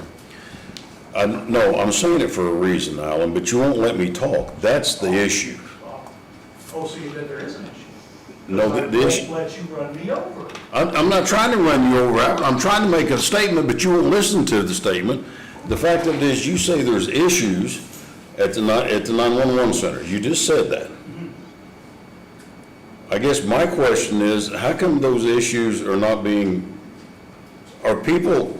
is the local 911 or dispatch center of Owen County, are they reaching out to you and telling you the issues? I guess that is, are they? I have many friends in emergency services. I know you do. Right, and those people, when we meet for coffee or Coke or whatever the case may be, whatever, they always bring up the lack of efficiency and ability of the 911 center, and then they proceed to move on into their fears and the inability to get the radio information and the equipment. I'll give you an example. We paid $50,000 for a medical program. That program is supposed to help the citizens with pre-arrival instructions. Hold on one second, let me just finish this. That information should also be presented to the first responders as they're on their way. It's not being done. It's not being done. They're not getting it. They're not getting any of the information. And I talked to another dispatcher about that this week, and you know what they told me? Yeah, the computer program's messed up, it don't work. I don't even use it most of the time. Okay, so there's my question. You're telling me, this board, and not just me, and once again, I apologize for hollering at your wife. I shouldn't have done that. And please forgive me for that. But the thing is, go on. Last time you asked this question in a public meeting, the next day there was a meeting at the 911 center, and they were told, do not speak to Alan McBride or you will be fired. And that person no longer works there and told us this was said. Okay. So if you just asked him this, are That's you okay, I have a tomorrow, copy are you of the gonna go email back? from before where And I you're gonna told tell not them to talk to they me, can't so. talk about it, you know? I didn't, I wasn't done, Candace, Okay, sorry, Sam, you're right, you weren't. at all. That's what happened last time, too. Okay. So, my question is, and I'll get an answer to this, is our 911 dispatchers, when they meet with you for a Coke or lunch or whatever the case, but is our dispatchers relaying to you the problems that they have in dispatch? There are some dispatchers that relay problems to me. Yeah, I don't have a real working relationship. Matter of fact, the only two that I really know in the center whatsoever is Alyssa. I know Ms. Brown here. I know her now. She's a new employee there. And I know Stephanie a little bit by passing. I haven't been in the building since I was terminated. Right, but is the, I guess the comments, because this is important for me to understand. The information that you're receiving is not primarily from our dispatch group, it's from, is it from other emergency service people? Yes. Yes. That's what I need to know. Yes, Nobody told in the me, field that feel they're in danger. that's, see, we don't know that. Well, now you do. That's the reason I'm asking the But I question. brought this up again in the email that I sent to this board, the 911 board, a year ago, 2 years ago. I have all the emails to prove it. I brought this stuff forward. And I understand that. Everybody blows me off. I sent an email just last week, just prior to your executive meeting. I sent an email and I said, I'd like to be notified whenever the position becomes available so that I can apply. I never received a response back from anybody except for Mr. Lunsford and Mr. White, who basically said, thank you, that's it. I appreciate them acknowledging. I was never notified of anything or anything else, and I don't care what anybody else says. We all have a right to our own opinions, and my opinion is this. Immediately, when members in charge found out that I was going to apply, every step was taken to make sure that you were covered, that you would not even have to interview me, including talking to the attorney to make sure that it was okay, because I am a far better candidate than you've ever had in the community or the 911 center whatsoever, and I am not bragging. I'm just telling you. I am certified in several areas in the nation. Right? And I know you are. But here's the thing, and I'm over this. My concern is for the first responders and the safety of the first responders. I'd like for these people that are working in that place to get what they're supposed to get. I'm tired as a taxpayer of $80,000 being shot down the drain. I'm tired of $50,000 programs that are supposed to be helping the community and their safety not being used. I'm tired of 7-month employees being left to run a center. I guarantee you, I could ask this young lady right here, and I'm not putting her on the spot because I have too much respect for her parents, but I guarantee you I could ask this young lady right here 3 questions. Basic, simple, emergency 911 situation, status quo, such things that need to be taken care of in that 911 center, and I guarantee you, she won't know the answer. I guarantee you. So, That's a problem. So, do you think, Alan, that this Board of Commissioners doesn't care about our public safety? I have concern about it. I brought this stuff to your attention and the 911 board's attention in the past, previously, in writing, with all of these same complaints, and not a dang thing has been done. So Well, how can you, if you're gonna snap at me about it, I'm not- how can you justify I didn't- that you do? I didn't snap at you. How can you justify that you care about it? Let's back up. You just said to snap. I did not snap. I asked you a Sam, question. we've had these conversations. Well, You know yeah. how I talk, you know how you talk. And you know how I talk. Okay, I take back the snap comment. Okay. I'm sorry. We I gave you evidence of it in the past, and nothing has been done. As a matter of fact, the sheriff's deputy told me that he went to his supervisor, and he said, listen, I'm concerned. I'm concerned. I've even went as far as telling my wife that if something happens to me, that the very first thing I want done is I want all radio traffic reviewed for the situation and everything else. His words, not mine. His words, not mine. He was told by his supervisor to shut the fuck up, do your job, it's not your problem, don't worry about it. Okay. That person's never lied to me about anything else ever. This board and the 911 board has done nothing about complaints that have been registered to them in the last 3 years. And all you gotta do is look at them, and you'll find out that I'm speaking the truth. That's it. All you gotta do is look at them. Okay, so once again, I'm gonna ask this question again. The complaints that you are getting personally doesn't come from the 911 staff that we had, or the dispatchers. It is So, about the staff. Alan, please let me finish my question, because it's important. The complaints that you're getting are coming from other first responders, is that correct? Yes. Whether it be sheriff, EMS, or fire department, that's where the complaints are coming from, is that correct? Yes. And you say, and that you have those complaints, whether it's email or talk or whatever, stuff like that, that you have those complaints. But I thought the complaints was coming from, like, our dispatch group that was coming to you, but basically it's coming from other, not citizens, everybody's a citizen, but from first responders that you're concerned with, because the issues they're bringing up to you, safety issues, training issues, stuff like that, is coming from first responders. Would that be correct? Yes. Okay. So Alan, I also thought that you were talking about the staff down there, There are complaints from the staff Okay. members to me. because I thought you had said, I'm not about to throw anything. well, I don't want you to, I'm just saying. The new director coming on from insurance. I'm just saying, when we talked, I thought you were talking about in the 911 center. And you say there are in there too, okay. That's right. So it's not just people out in, what'd you say, first responders? It's not just them. That's correct. It's also in the 911 You know, center. I want to bring something up, Sam. I woke up in the middle of the night last night, I got to think about something. Do you remember when you first got elected sheriff? You called me one afternoon. I thought I was tired. You asked me to come in.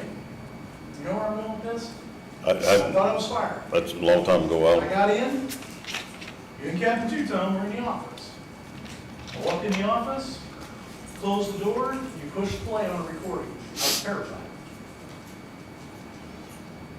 There was a small child, an infant child, that died on 46 West. Do you remember? Yes, Alan. You played a recording of a dispatcher who sat there and did nothing. Nothing. She should have been fired. She wasn't fired at the time. She was later fired for sleeping, which I give you full credit for. She should have been fired for that deal right then and there. A small child died because she took no, I refuse that. I reverse that. A small child died because God took the child back. But maybe something could have been done to try to save that situation. 911 is the most important piece of the wheel that we have. It's failed. It's failed from its existence. Somebody needs to figure out why it's failing. And if you can sit up there and tell me that it hasn't failed, I don't know what you're thinking. And the only thing that's been consistent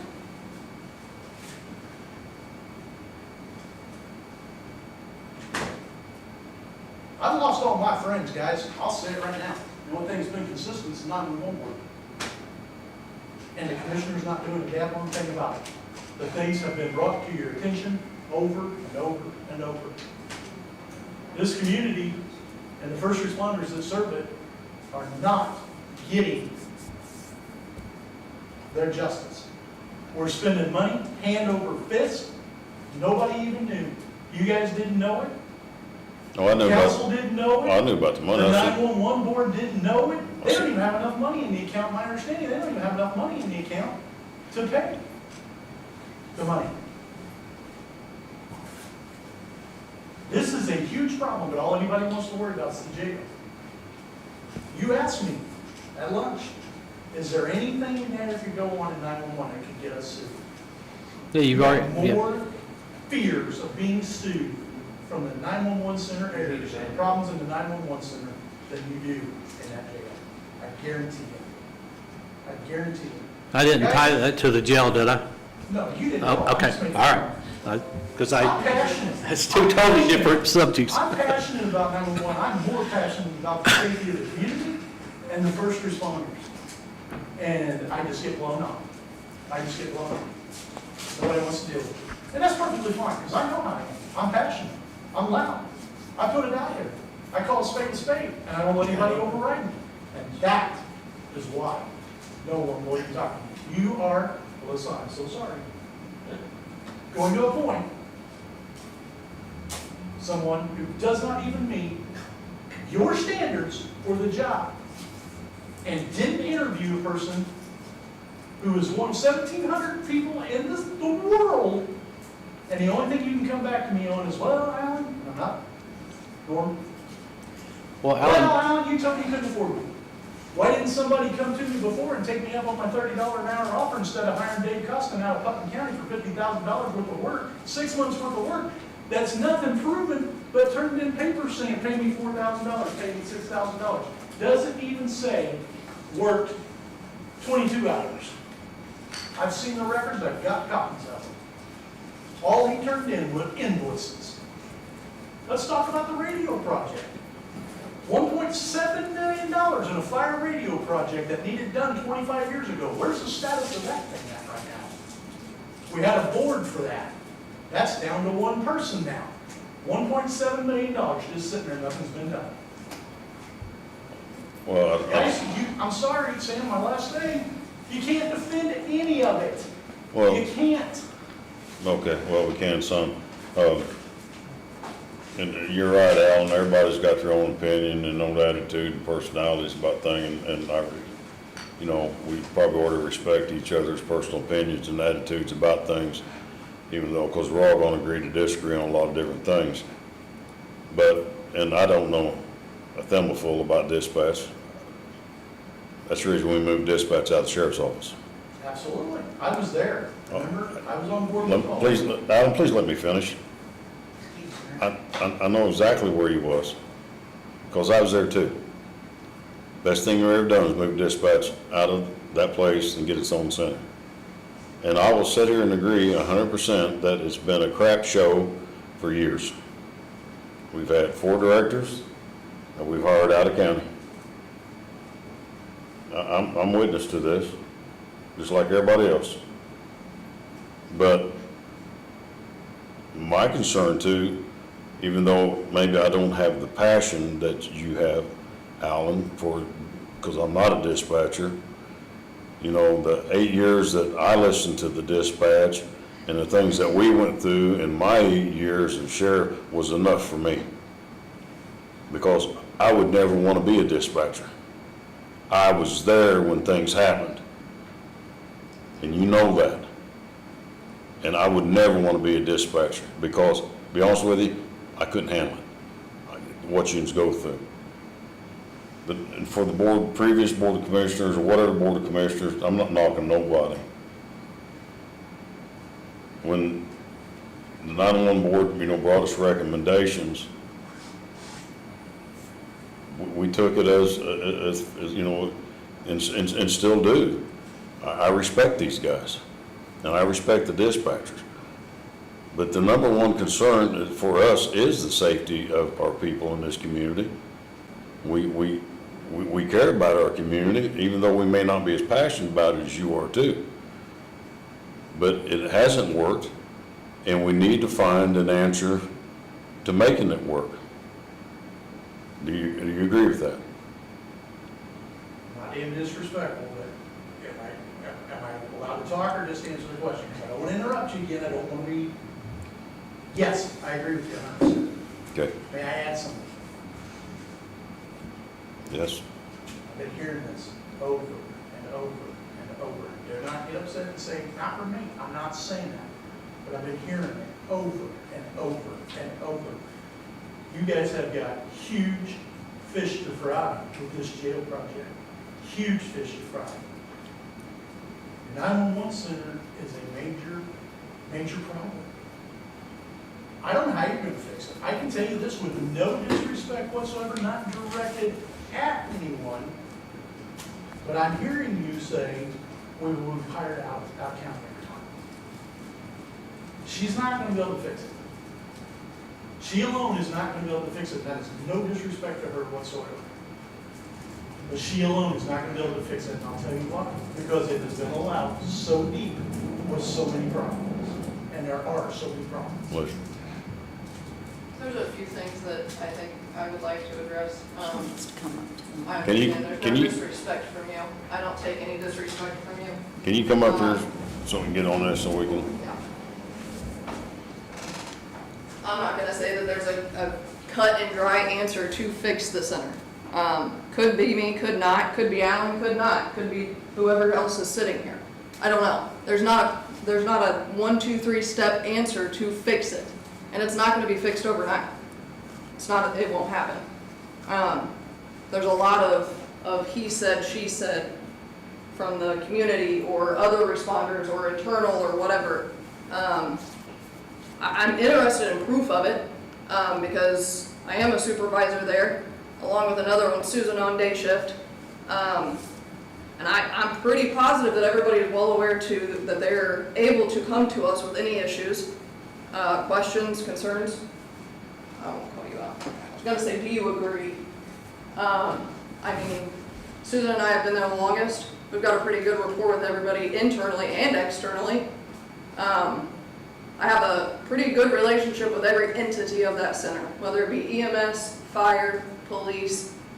If I wasn't capable, qualified for the job, I do feel 110% comfortable going to someone and saying, hey, can you help me out here? And I'm not gonna be told no.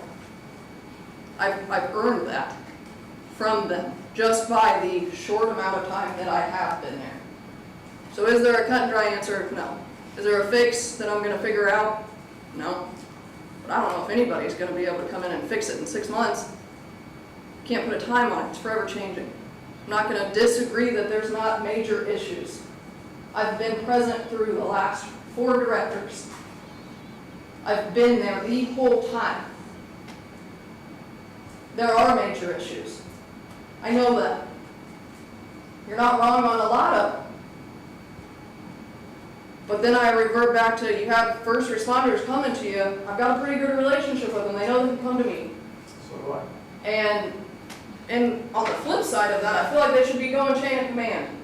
If they've got issues, whether it be their safety, whether it be EMS, I feel like they should go to their director, their whoever. Same with police and everybody else. But they're not doing that. They're going to other people in the community. No, because I've been separate from Let- them several times, and they Let her, come to me. let her finish talking, Candace, please. I'm just saying, because it is public, there's a lot of he said, she said, I would be interested in proof of it. And again, I want to ask you, I mean, I'm going to assume that you're not saying that I'm lying. I didn't say that. Okay, I'm just saying, I just want to make sure of that. I didn't But say you that. also, you and I both know, because we've worked together for several years, I trained you. Yeah. You know people don't go to supervisors. You know that. And nobody's going to come to you and say the things that they want to say, that they feel and everything else, because they don't want that battle. They don't I've want worked that with battle. all of them before I was a supervisor. I've only been a supervisor since June or July. I've been doing this for 33 years. I got a guy up in Morgan County that I'm very tight with and everything else, and he kind of complained about something that I did the other day on the radio. You know who he went to? Somebody else. Not a supervisor, not his, not theirs. You know how this works. It was more for the But- public, just to clarify, give an opinion. Surely our other first responders would be going to their higher up chain of commands, but I'm just not trying to throw people out. I'm not either. Chris, I got a question for you, but I don't mean to put you on the spot. Okay, I really don't, but you know, I get so tired of he said, she said, and let me ask you this. If anybody that works for you came to you and said, hey, I got a problem with dispatch, they did X, Y, and Z, have you had these complaints? Yeah, and I send it to the director investigates and gets back with it. Okay, and on those complaints, is it something, you know, serious, or is it just a little I mean, you know? There's been a mix of both. There's been serious things. There's been misunderstanding when they pull the tapes and listen to it. It's like, well, I can see why they got that impression, you know? So, and one of the things I tell, sorry, my thing's been off. One of the things I tell my guys is, we don't hear what's on the other end of the radio, or I'm sorry, on the other end of the telephone. You know, there's times we get on scene that's not even close to what we got dispatched on. But whenever I go talk to the director or send an email to the director, or, you know, most of the time I just go talk to them, but they'll pull the tapes and it's like, I can see how the dispatcher got that. They weren't given the right information to begin with from the caller. So there's been some concerns. There's been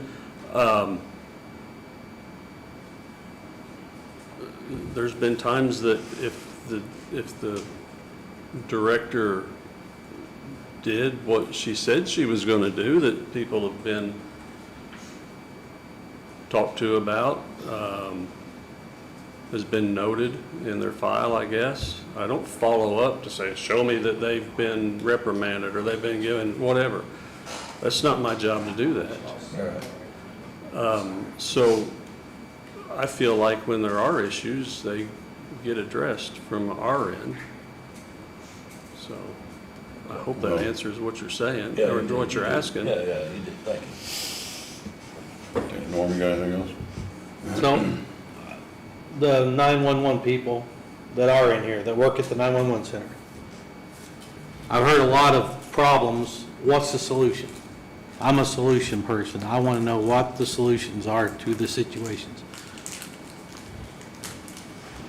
Anybody got anything? I mean, let's start with not hearing the right thing over the radio. What's the fix? Is it a training issue? Is it a... Accountability. What's that? Accountability. Accountability. No one in there is held accountable for what they say or Okay. do or So violate or anything. now I'll jump over to Alan because he's got the experience in the room. Alan, no accountability. What's the fix? What, is it a lack of training? Is it a lack of oversight as an administrator? Is it, what is it? I don't know if this board's aware of it or not, but I've been told something happened to you on your own. I can't hear you. I can't hear you, I'd Alan. have to have you review on your own, but I have been told that this last director that you hired spent at least 25% of her time working from home. How does a 911 director work from home? Accountability is a huge thing. It has to be addressed. Number two, training. Number one, training. Number two, accountability. Training, training, training. Again, I repeat to you, these people are not meeting the state mandated training. You have an IDEX NCIC issue going on down there in that building multiple times a week that will get your IDEX NCIC program taken away. All someone's got to do is notify the state police, and you have my word, I will never do it. But So if they ever what is find out that? about it, What is that? What, you're using the acronyms that I don't understand, Alan. so there's a program that's given to us through the BMV and the state police. You run driver's licenses, you run criminal histories, you run... They do that in 911? Yes, sir. That's a huge part of our job. Yes. I'm sorry, Candace, I don't know. I don't know. That's fine, Norm. But I'm willing to admit it. That's fine, Norm. You don't know, and Right. you don't have to know, because you're supposed to have people in place that do know. But they have a program that's provided to us by the BMV and the state police, and that's what it does. And there are rules galore. There is a violation taking place of that IDEX NCIC policy in that 911 center on multiple times a week. And if it ever got notified to the state police, and again, you have my word, it'll never come from me, because this ain't my center, and it's not my problem. But I'll tell you right now, they'll come in and they'll take your computer system out, and then they won't be able to run driver's licenses, license plates, or do criminal history. I thought that was a police thing. I didn't know that was a 911 thing. Are you aware of that? Were you aware of that? I have to probably talk with you to figure out what you're talking about. Oh, a violation for IDOX weekly that would get it ripped from us. Yes, ma'am. And we had a $50,000 a year consultant that should have been looking into that stuff. You as a supervisor should know that. You should know what the violation is without talking to me, but I'm not trying to be disrespectful to you. I got an IDAX coordinator that is pretty familiar with IDAX, Somebody's messing with them. but if that's the case, how do you know about it? All you gotta do is drive by. All you gotta do is know your stuff and drive by. I'll give you this one. I'll give you this one for free. You have multiple people in and out of that building down there that do not meet the CJIS qualifications, if you know it. And they're in that building, and they're in access of your screens. All that's gotta be done is for somebody to notify the state police. They review it, you're done. Are you in there when that happens, I've to know never that we been, don't minimize them, I've never, or? ever been in that center since I was terminated. So you're saying, okay, so I've been in there to work on something. I'm not. Are you CJIS qualified? Huh? Are you CJIS signed Oh, off? well, I never went into the monitors though, Alan. I went Never- upstairs. Never into the monitor area? No, I don't want to go to the Then monitor you're area. okay, you're So okay. what I'm asking you is, just for my understanding, if you break the threshold of where the people are doing the work in there, that's a If violation? you're not CJIS qualified, and you're not CJIS signed off on, you are. And how do you get qualified for this? You have to go through a training program. You have to go through a short training program. You are, every person. that- Forgive my ignorance, I'm just asking. Fine, this is Okay. not what you do. All right, all right. This is why I'm so passionate, because this is what I do. You as a computer technician, to go in there and work on a computer, are supposed to be CJIS certified, signed off on. You have to go through a small packet of information that explains CJIS. You sign off on it, you make an agreement, and you're CJIS certified. If you ever violate it, you can be prosecuted, jailed, and fined. It goes on a weekly basis down there. Again, I'm not trying to, I'm just telling you guys, I'm telling you all of the errors and the problems, and I've been bringing this to your attention for some time, and none of you will even respond back and say, thanks, Alan, go kick rocks. Because you don't want to hear what I have to say. Well, I don't agree with not hearing what you have to say, Alan, but that's okay. We disagree to disagree. I appreciate your comments. I appreciate your input, what you put in here and stuff. I do, and everybody's. You know, it's a tough situation. It's tough on the Board of Commissioners. You know, I'm sure it's tough on even our own dispatchers at this time. Tough on the supervisors. We got 2 supervisors down there right now, you and somebody else. But we have no director at this time. But we're going, you know, I'm going back to a lot of learning stuff for us to learn and for everybody else too. And but we have to have somebody in place as a director. You know. Tim, could I need to ask 2 questions here just to give you something. Sheila, are we paying supervisors and trainers and things of that nature and everything else extra stipends, I can't say that word, stipends, for being their qualifications and whatnot? They get paid that. So we're talking about education, right? You're paying and been paying someone to be a trainer. They're not even certified. They're getting paid for a job they're not qualified for. They've never been certified. And then you want to know why people aren't getting trained.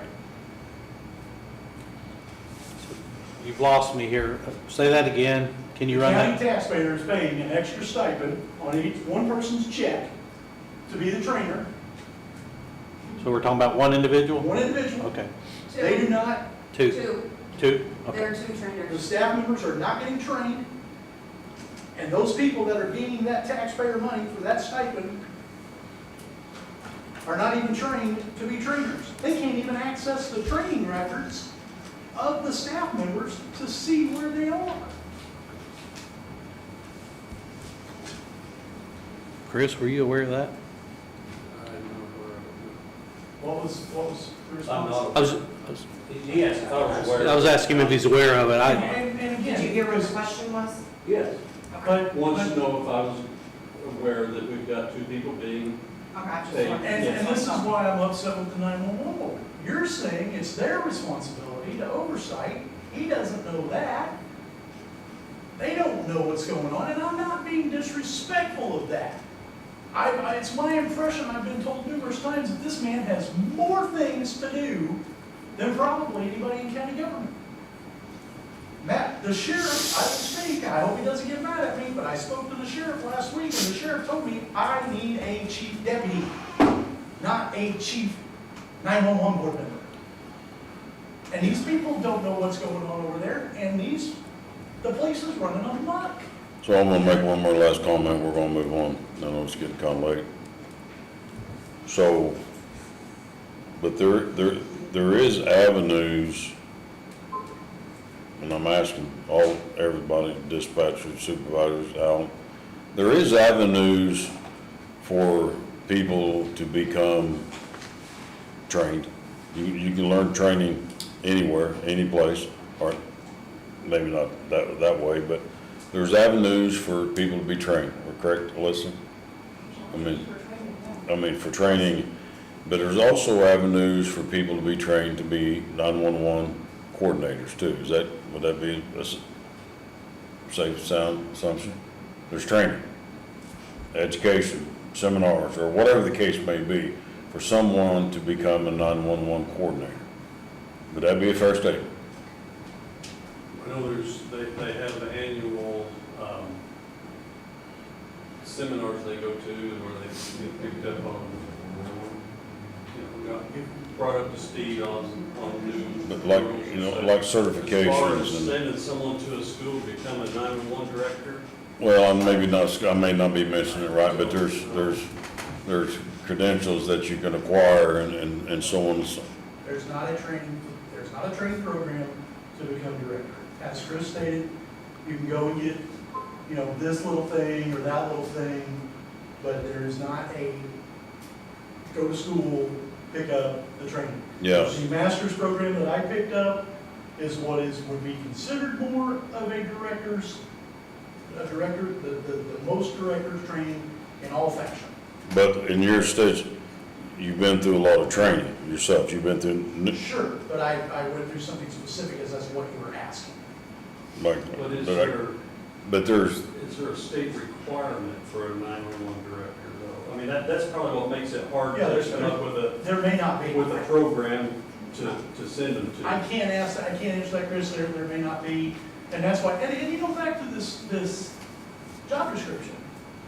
It's pretty rich. It's a pretty rich job description. What do you mean? Even though we've hardly had anybody that's met it. You're pretty rich as in like it's overkill? Yes. Is that what you're saying? Okay. I terminology got me there. It's late. I know y'all got things to do and everything else. I wanted an opportunity on the public record to bring these things to your attention. Thank you. I feel like have been ignored. I have sent them and sent them and sent them, and they're ignored. I don't understand why. I do understand. I know what it is, and I can accept it.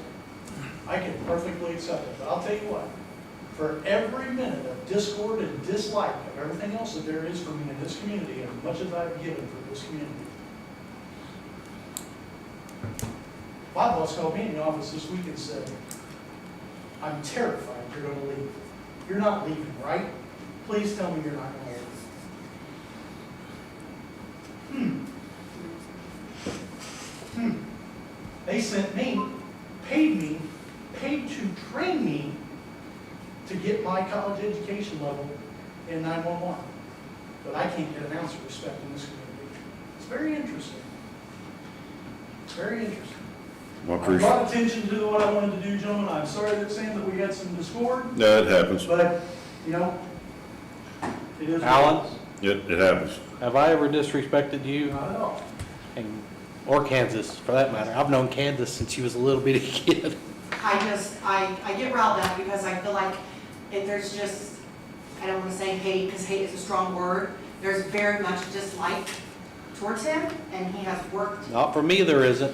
He has worked so She hard. loves me and she knows I'm passionate. He and she loves stands this up. community. He absolutely loves this community, and that's his best interest. And it's like he's cut off,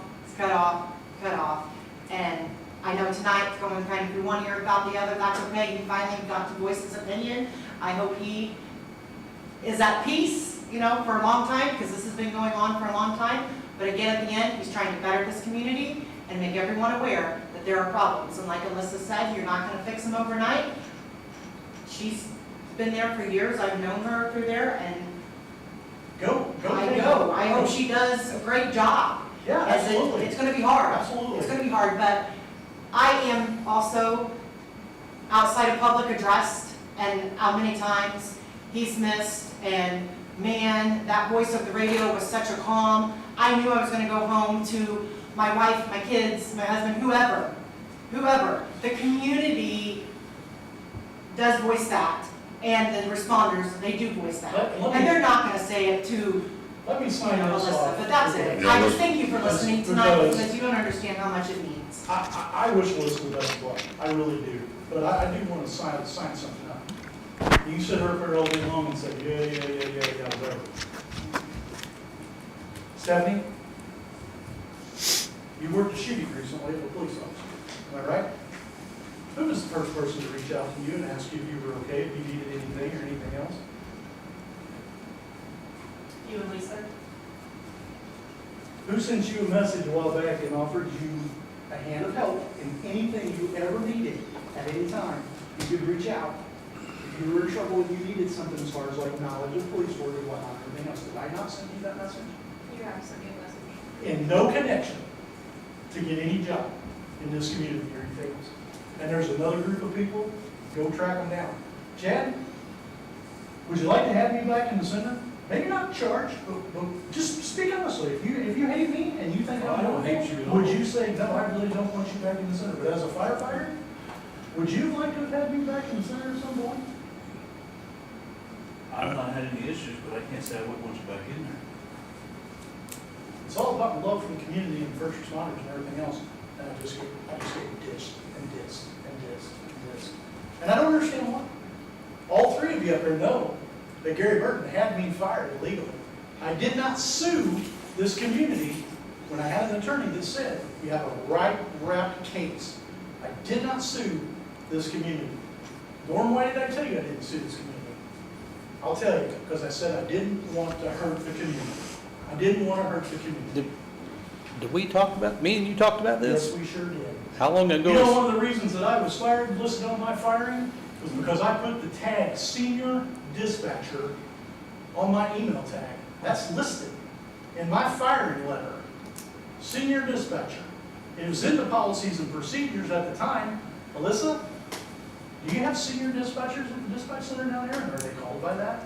Is it not still in the policies? We have those labeled as some of them. That previous board of commissioners, Right. we didn't have nothing to do Right. with that. But what I'm getting at, Sam, and I don't blame this board of commissioners, what I'm getting at is, why is it still getting carried on, and carried on, and carried on?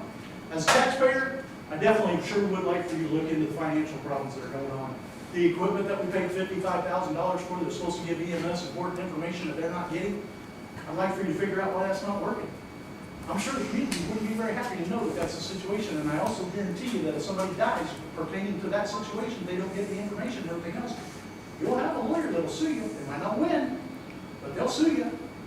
The person that says, you know what, it doesn't work very often, so I just don't turn it on. If a lawyer ever got a hold of that, by the way, all your directors have passed and made aware of that. I appreciate, What'd you say about? all of the directors have been made aware of that fact, Okay. of the equipment not working. I appreciate. All right, listening thank you to very guys. much.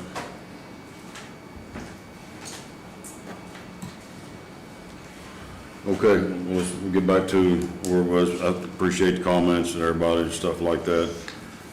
We have a recommendation from the 911 board. We went through this already. That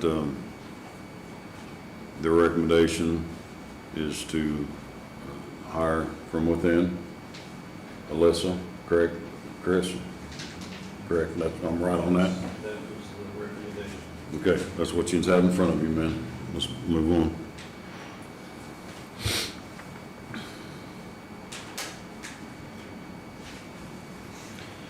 I have a question before we move on. Are we going to get her some help of some kind? Some think- training, not just her, the whole crew down there. It sounds like everybody needs some help, some training. I mean, And I want, I do, I agree with you 100%, but I'm also wanting to hear from the dispatchers themselves. And rest assured, I will hear from the first responder community. I just don't want to set her up to fail, or anybody else for that I matter. don't want to set anybody up to fail. It's been, go ahead and listen. I think what I struggle with the most is it's never a problem when I'm not titled that position. I've been doing payroll. We did payroll and scheduling with the Yep. last director. So it's never brought up, it's never a problem when I'm not titled that position. It's never, she can't do it, she can do it, let's get her training, they can do it, no, she can do it. That's never a thing, up until it's brought to here to put a label on it. I've been doing it. She's helped to do it the last go around. Susan's helping do it. All right. That's where we're at, and thank you. We have it in front of us, gentlemen. You got your recommendation from the 911 board.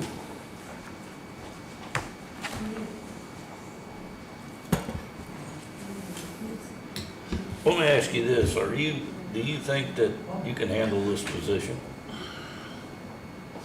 Yes, sir, and if not, I have plenty of people that I can reach out to. Before the last couple meetings, he was probably one of them. I don't feel like I couldn't still today. You absolutely can reach out to me. He trained me when I first started there. I understand its compassion and it comes from a good place. I take no offense to any of it. I'm not gonna sit here and say I can't do that position. 'Cause I can't. I just have one more thing to say. Losing Melissa as a dispatcher to an administrative position is gonna be really difficult for the center. I also am just a little butthurt, and I'm sorry, is that okay to say to me? Yes. You already did. You know, I was recommended by the 911 board and told I didn't meet the requirements, but we're here again. Alyssa doesn't meet the requirements, and we're ready to put her in. How's that different or better? I have Well, sit- leadership, I'm not saying that I'm applying, please understand. I have leadership, I have training in other areas, I have education behind me, I have a degree behind my name. And when they were, I'm gonna go here, whenever they were put in as supervisors, I was told I didn't need to turn in a resume from the previous director. And that my coworkers' years of service superseded my leadership, my degree, I was a charge nurse at Riley. That's okay. Correct me if I'm wrong, I don't believe you have supervisor experience before they put you in? At 911 dispatch center, no ma'am. And it's supposed to be 2 years by your job description. And my day shift supervisor was a supervisor at McDonald's. And I was told, didn't need to provide anything, that their years of service superseded that. So a little butthurt, yes. I'm concerned when we take her off the floor. We don't have the seniority, we don't have the experience, and we're gonna put her into a position that Lisa's done, that Lisa applied for. We're gonna put Alyssa into that position with no experience and expect her to carry it.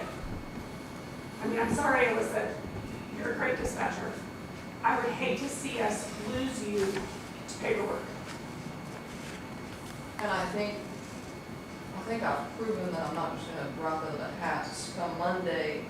Sorry about night shift, sorry about that position, I'm in here now. I'm not just gonna up and leave it. But is that what we need? I haven't, I won't. You can't work the floor and be the administrator.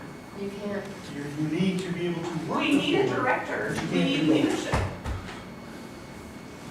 I mean, our center, I'm sorry, I'm gonna toot her horn, because our center flourished when Lisa was in there.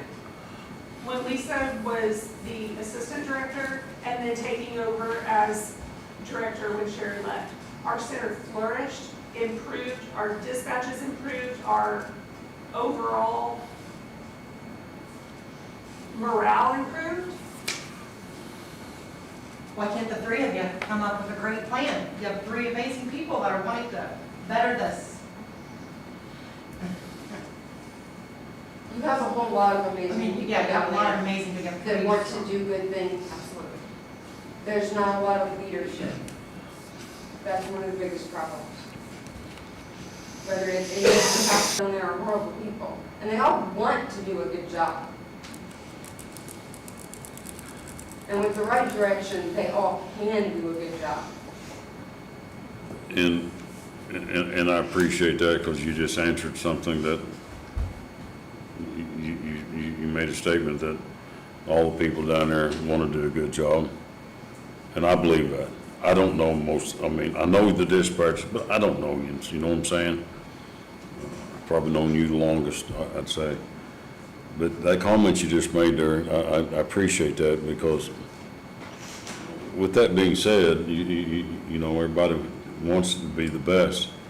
And Board of Commissioners, I know it's tough, and you know, and stuff like that. But I make a motion, we go with the recommendation of the 911 board.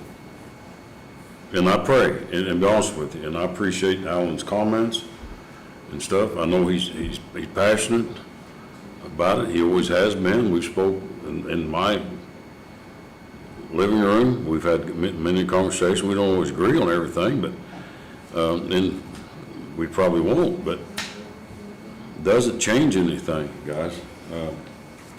I've got a motion that we take the 911 board and install Alyssa Heath as the director. I will say that I'm going to look into several things that was brought up here tonight, because I think I should. I think the board should, not just me. I think the board as a whole needs to be looking at some stuff, and I wrote down, you know, what all did we get from Mr. Costas and stuff. It's very important. The financial impact it's had on overtime. I know Alan spoke about that in the council meeting. I listened to that, and I understand it because it's a lot of money. And Alan answered the question too when Alyssa said that I'm sure that she could continue to reach out to him if she had questions, and he said absolutely. So my recommendation at this time, and we can review it after 90 days with the input from first responders, 911 board, and outside, and see where we're at, and go from there. That's my recommendation.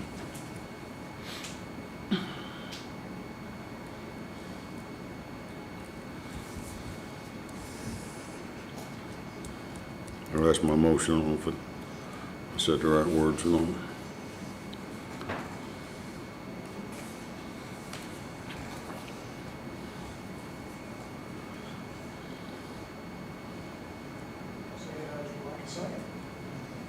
Huh? Looks like it dies for lack of saying. No, I mean, there's a lot to think about there, Alan. I mean, there's a lot to think about. I want to be clear about one thing before you finalize your vote. I trained her. I respect her. I think she's a good dispatcher. I'll help her, but I want to be clear and don't twist this on me. I've been disrespected. Have I disrespected you, Alan? No. Gentlemen, we have a motion on the floor. There's a motions on the floor. We have to address that first. I got a motion on the floor. I will second that motion, Sam, if we do a 90-day evaluation to find out if everything's okay. I can read. Hold on, I've got something I'd like to add to that. Yes. I'm okay with this as well, as long as we're going to get some support. We can't, we've got issues, and everybody in here that works in 911 has admitted that we have issues, right? Agreed. Everybody in here shook their head, yes. We have to address them. I would like this to be the last time for however long I'm insane enough to sit in this chair, that I have to hear about 911 and all the problems down there. I'd like to hear that we fixed a few of them. So with that, to redo the motion, or again, like, So no, I'm sorry, bud. I want to get something done to help, to fix some problems. Whether that be we pay Alan or we pay somebody else. I'd like to see something for the money spent, for training and all that. And if we have programs, you know, and this is not my cup of tea, but I can tell you this, if I don't have a filter in place for our students, the state can pull my funding, just like that. That I do know. So if we've allowed that to happen, then we need to address it, and we need to address it immediately. That's where I'm at. And I'm fine with this, under the caveat that we get this stuff solved, however that's done. I hope you guys can respect that. I want it fixed. I want to not have this conversation a year from now, or 6 months from now, or 2 years from now, or however long. Like I said, I'm insane enough to sit in this chair. I want to fix the problem. That's the kind of person I am. Okay, So well, I think who we put in place is secondary, would you agree with that, Alan, to getting these problems solved? I agree with what you're saying, but we need to get back to the motion. Okay. Then we can address the other parts of it. I don't want to get off kilter. Of course, I think that's how you're supposed to do it. I don't know exactly all the guidelines either. The motion to accept the 911 boards, Alyssa Heaslett as the director, under the caveat that Dave said that, training, education, as much as possible. But what I would like to see, and something we probably missed out on, is the director reporting to the commissioners every 2 weeks. Every 2 weeks. You come to a meeting twice a month and report to us your findings, what you need, what you don't need, what you learned, what you need to learn, and stuff like that, because sometimes we're left in the dark, about really what's going on, because we see it from the hindsight, you know what I mean? So, just a second, I got a motion on the floor, and I want the motion, we got to get done with the motion. And that's where I'm at. So,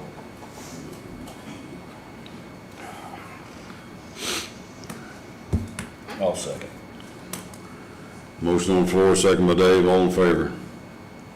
Can I, you didn't, when you did your motion, you didn't include his 90-day.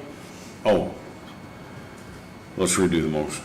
I'll make a motion to accept 911's recommendation of Alyssa Heaslett as the director upon the 90-day review.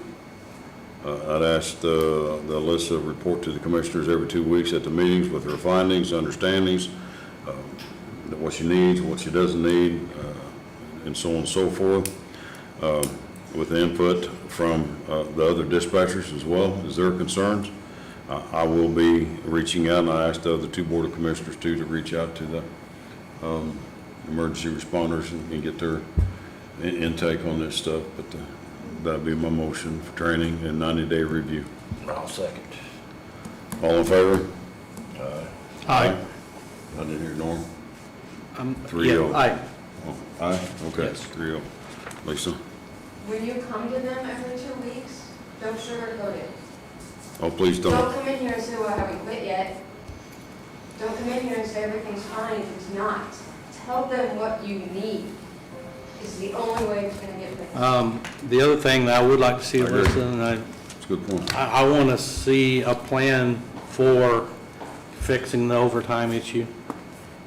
And that's what I expect to see from you every 2 weeks, or I'd like to see how we're going to eliminate that as an issue, because I think Alan sent it to me. Somebody sent me a list of the last years and how it's grown. We need to deal with that. But the bigger issue, in my opinion, is something where we could lose certifications. We need to figure that out as well. That should never be allowed to happen. And I'll just tell all of yous, I don't know, but if I happen to pop in there and there's a crowd of people in there, there's going to be some problems. Now that I know that it is a problem, because I honestly did not know that. And I don't go down there a lot. I probably should go more. But I do want to have something in place that moves us in the right direction. And we're probably going to have some conversations, just so you know. I don't know. Okay. Now, Auditor, you got any comments? She does. Uh-oh. Auditor's got comments. Well, sit down there, Bobby. So we have 911 board. She should be going to them every 2 weeks as well. Sheila, turn your microphone on. You gotta go red. We also have somebody that is offered, again, to come in and help. What's that? It is up to the board or the commissioners to request that we could have somebody else come in and help train her. So I think that should be part of this tonight. We know it's there. We know that the help is needed. Whether, again, I just think in moving forward, give them every access that they need, whether it is training or the daily scheduling or the budget that is, again, where the budget is not a good thing. We need to look into it as well. But I think if we're taking the step to give somebody down there and we need to do training and stuff, it's been agreed tonight, we need training.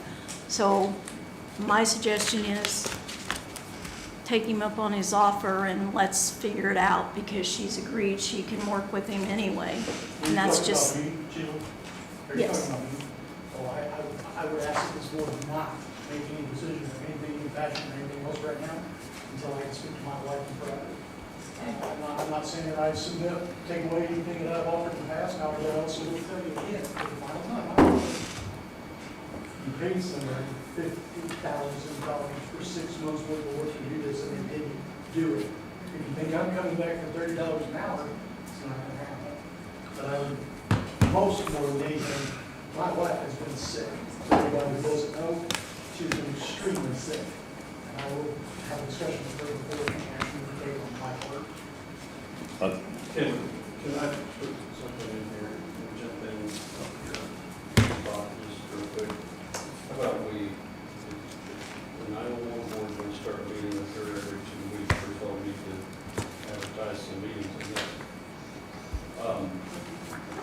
But some of this stuff should be discussed, and we need to decide do we want to bring someone in?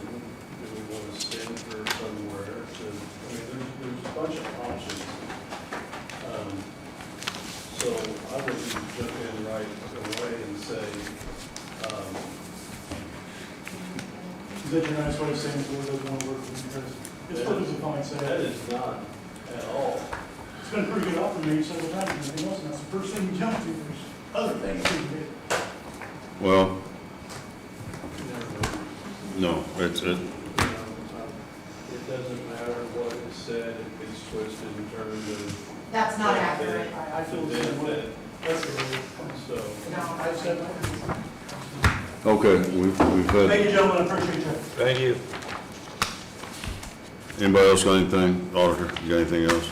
Just looking to see, are you gonna pass on the discussion for AT&T tonight? Bring it up on your 20th? Yeah, the AT&T contract, our phone service contract, which, we're still on live. I can't say what I want to say. Go through your emails, Derek McKee and stuff, what he sent and stuff like that, and what some of his answers are for AT&T. I want, this will be, it's very unacceptable. And we need to discuss that in depth on the 20th, so narrow down our agenda, because AT&T is going to be a topic of discussion, because it's unacceptable. Appraisals. Hmm? Appraisals. Oh, yeah, gentlemen, since we're moving on with the jail project stuff, I'd like to move forward with getting appraisal of the old jail facility and storage units. Question. Answer? Don't have one. We need to split that property. It's just a little bit there because that covers part of his parking lot. And I'd really like to keep the old EMS building if at all possible. Then we'll need to talk about that before we call for an appraisal. Right, we're gonna have to split it to keep his parking lot, right? No. I thought we had to come down the alley because his. The only thing he's wanting is the L-shaped storage unit facility, correct? I thought when we talked, the property line was actually in your parking lot, is that not? There is a property line that goes through our parking lot, but if we talked a long time ago about everything west of that alleyway, would not be. You was gonna keep So the county would keep. the alley, yeah, I'm saying the alley and the L-shaped storage unit. So what we'll probably do is have to get it resurveyed. Beth, you probably help me. Yes. Get it resurveyed, separate that L-shaped storage unit and the alley off into the EMS facility. Is that fair, guys? Yeah. Then get it appraised.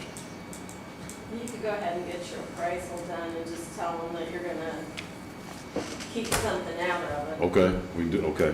We can get it appraised without the split being done? Yeah, you can tell them, we're keeping this portion, you appraise this. Okay, so motion to get that appraised, motion on the floor. I'll second that. All in favor? Aye. 3-0. On that appraisal, just for the jail facility Yes, and storage units. that's correct. Yes. Well, so we have to take one for this courthouse. Yes. Yeah, back up, Beth, thank you. I can't remember, it's late. Get appraisal for the courthouse property as well. Can you include that? Yeah. Make a motion. I'll amend my Go ahead, motion to please. include the courthouse property. Thank you, thanks, Beth. Any other questions? Got to second that, a motion on the floor? I second. 3-0. Appraisals for old jail property, storage units, Beth, and the courthouse. I thought that had already been done. Okay. I need to take 5, gentlemen. I can tell We're you going. right now. Meeting adjourned. Thank you for keeping your word on the not 3-minute thing, and thank you for letting us speak. And I missed it for Chad and Benita to get credit for all their hard work. Once again, I apologize for calling. I said, excuse me, is that your seat? Oh, it is, nice to meet you. You know Corinne. Thank you. I probably do, but after Thank you. that's where I've seen, I know I've seen you. I've seen, let's see. I'm just gonna give this to you and I'm leaving. I knew you.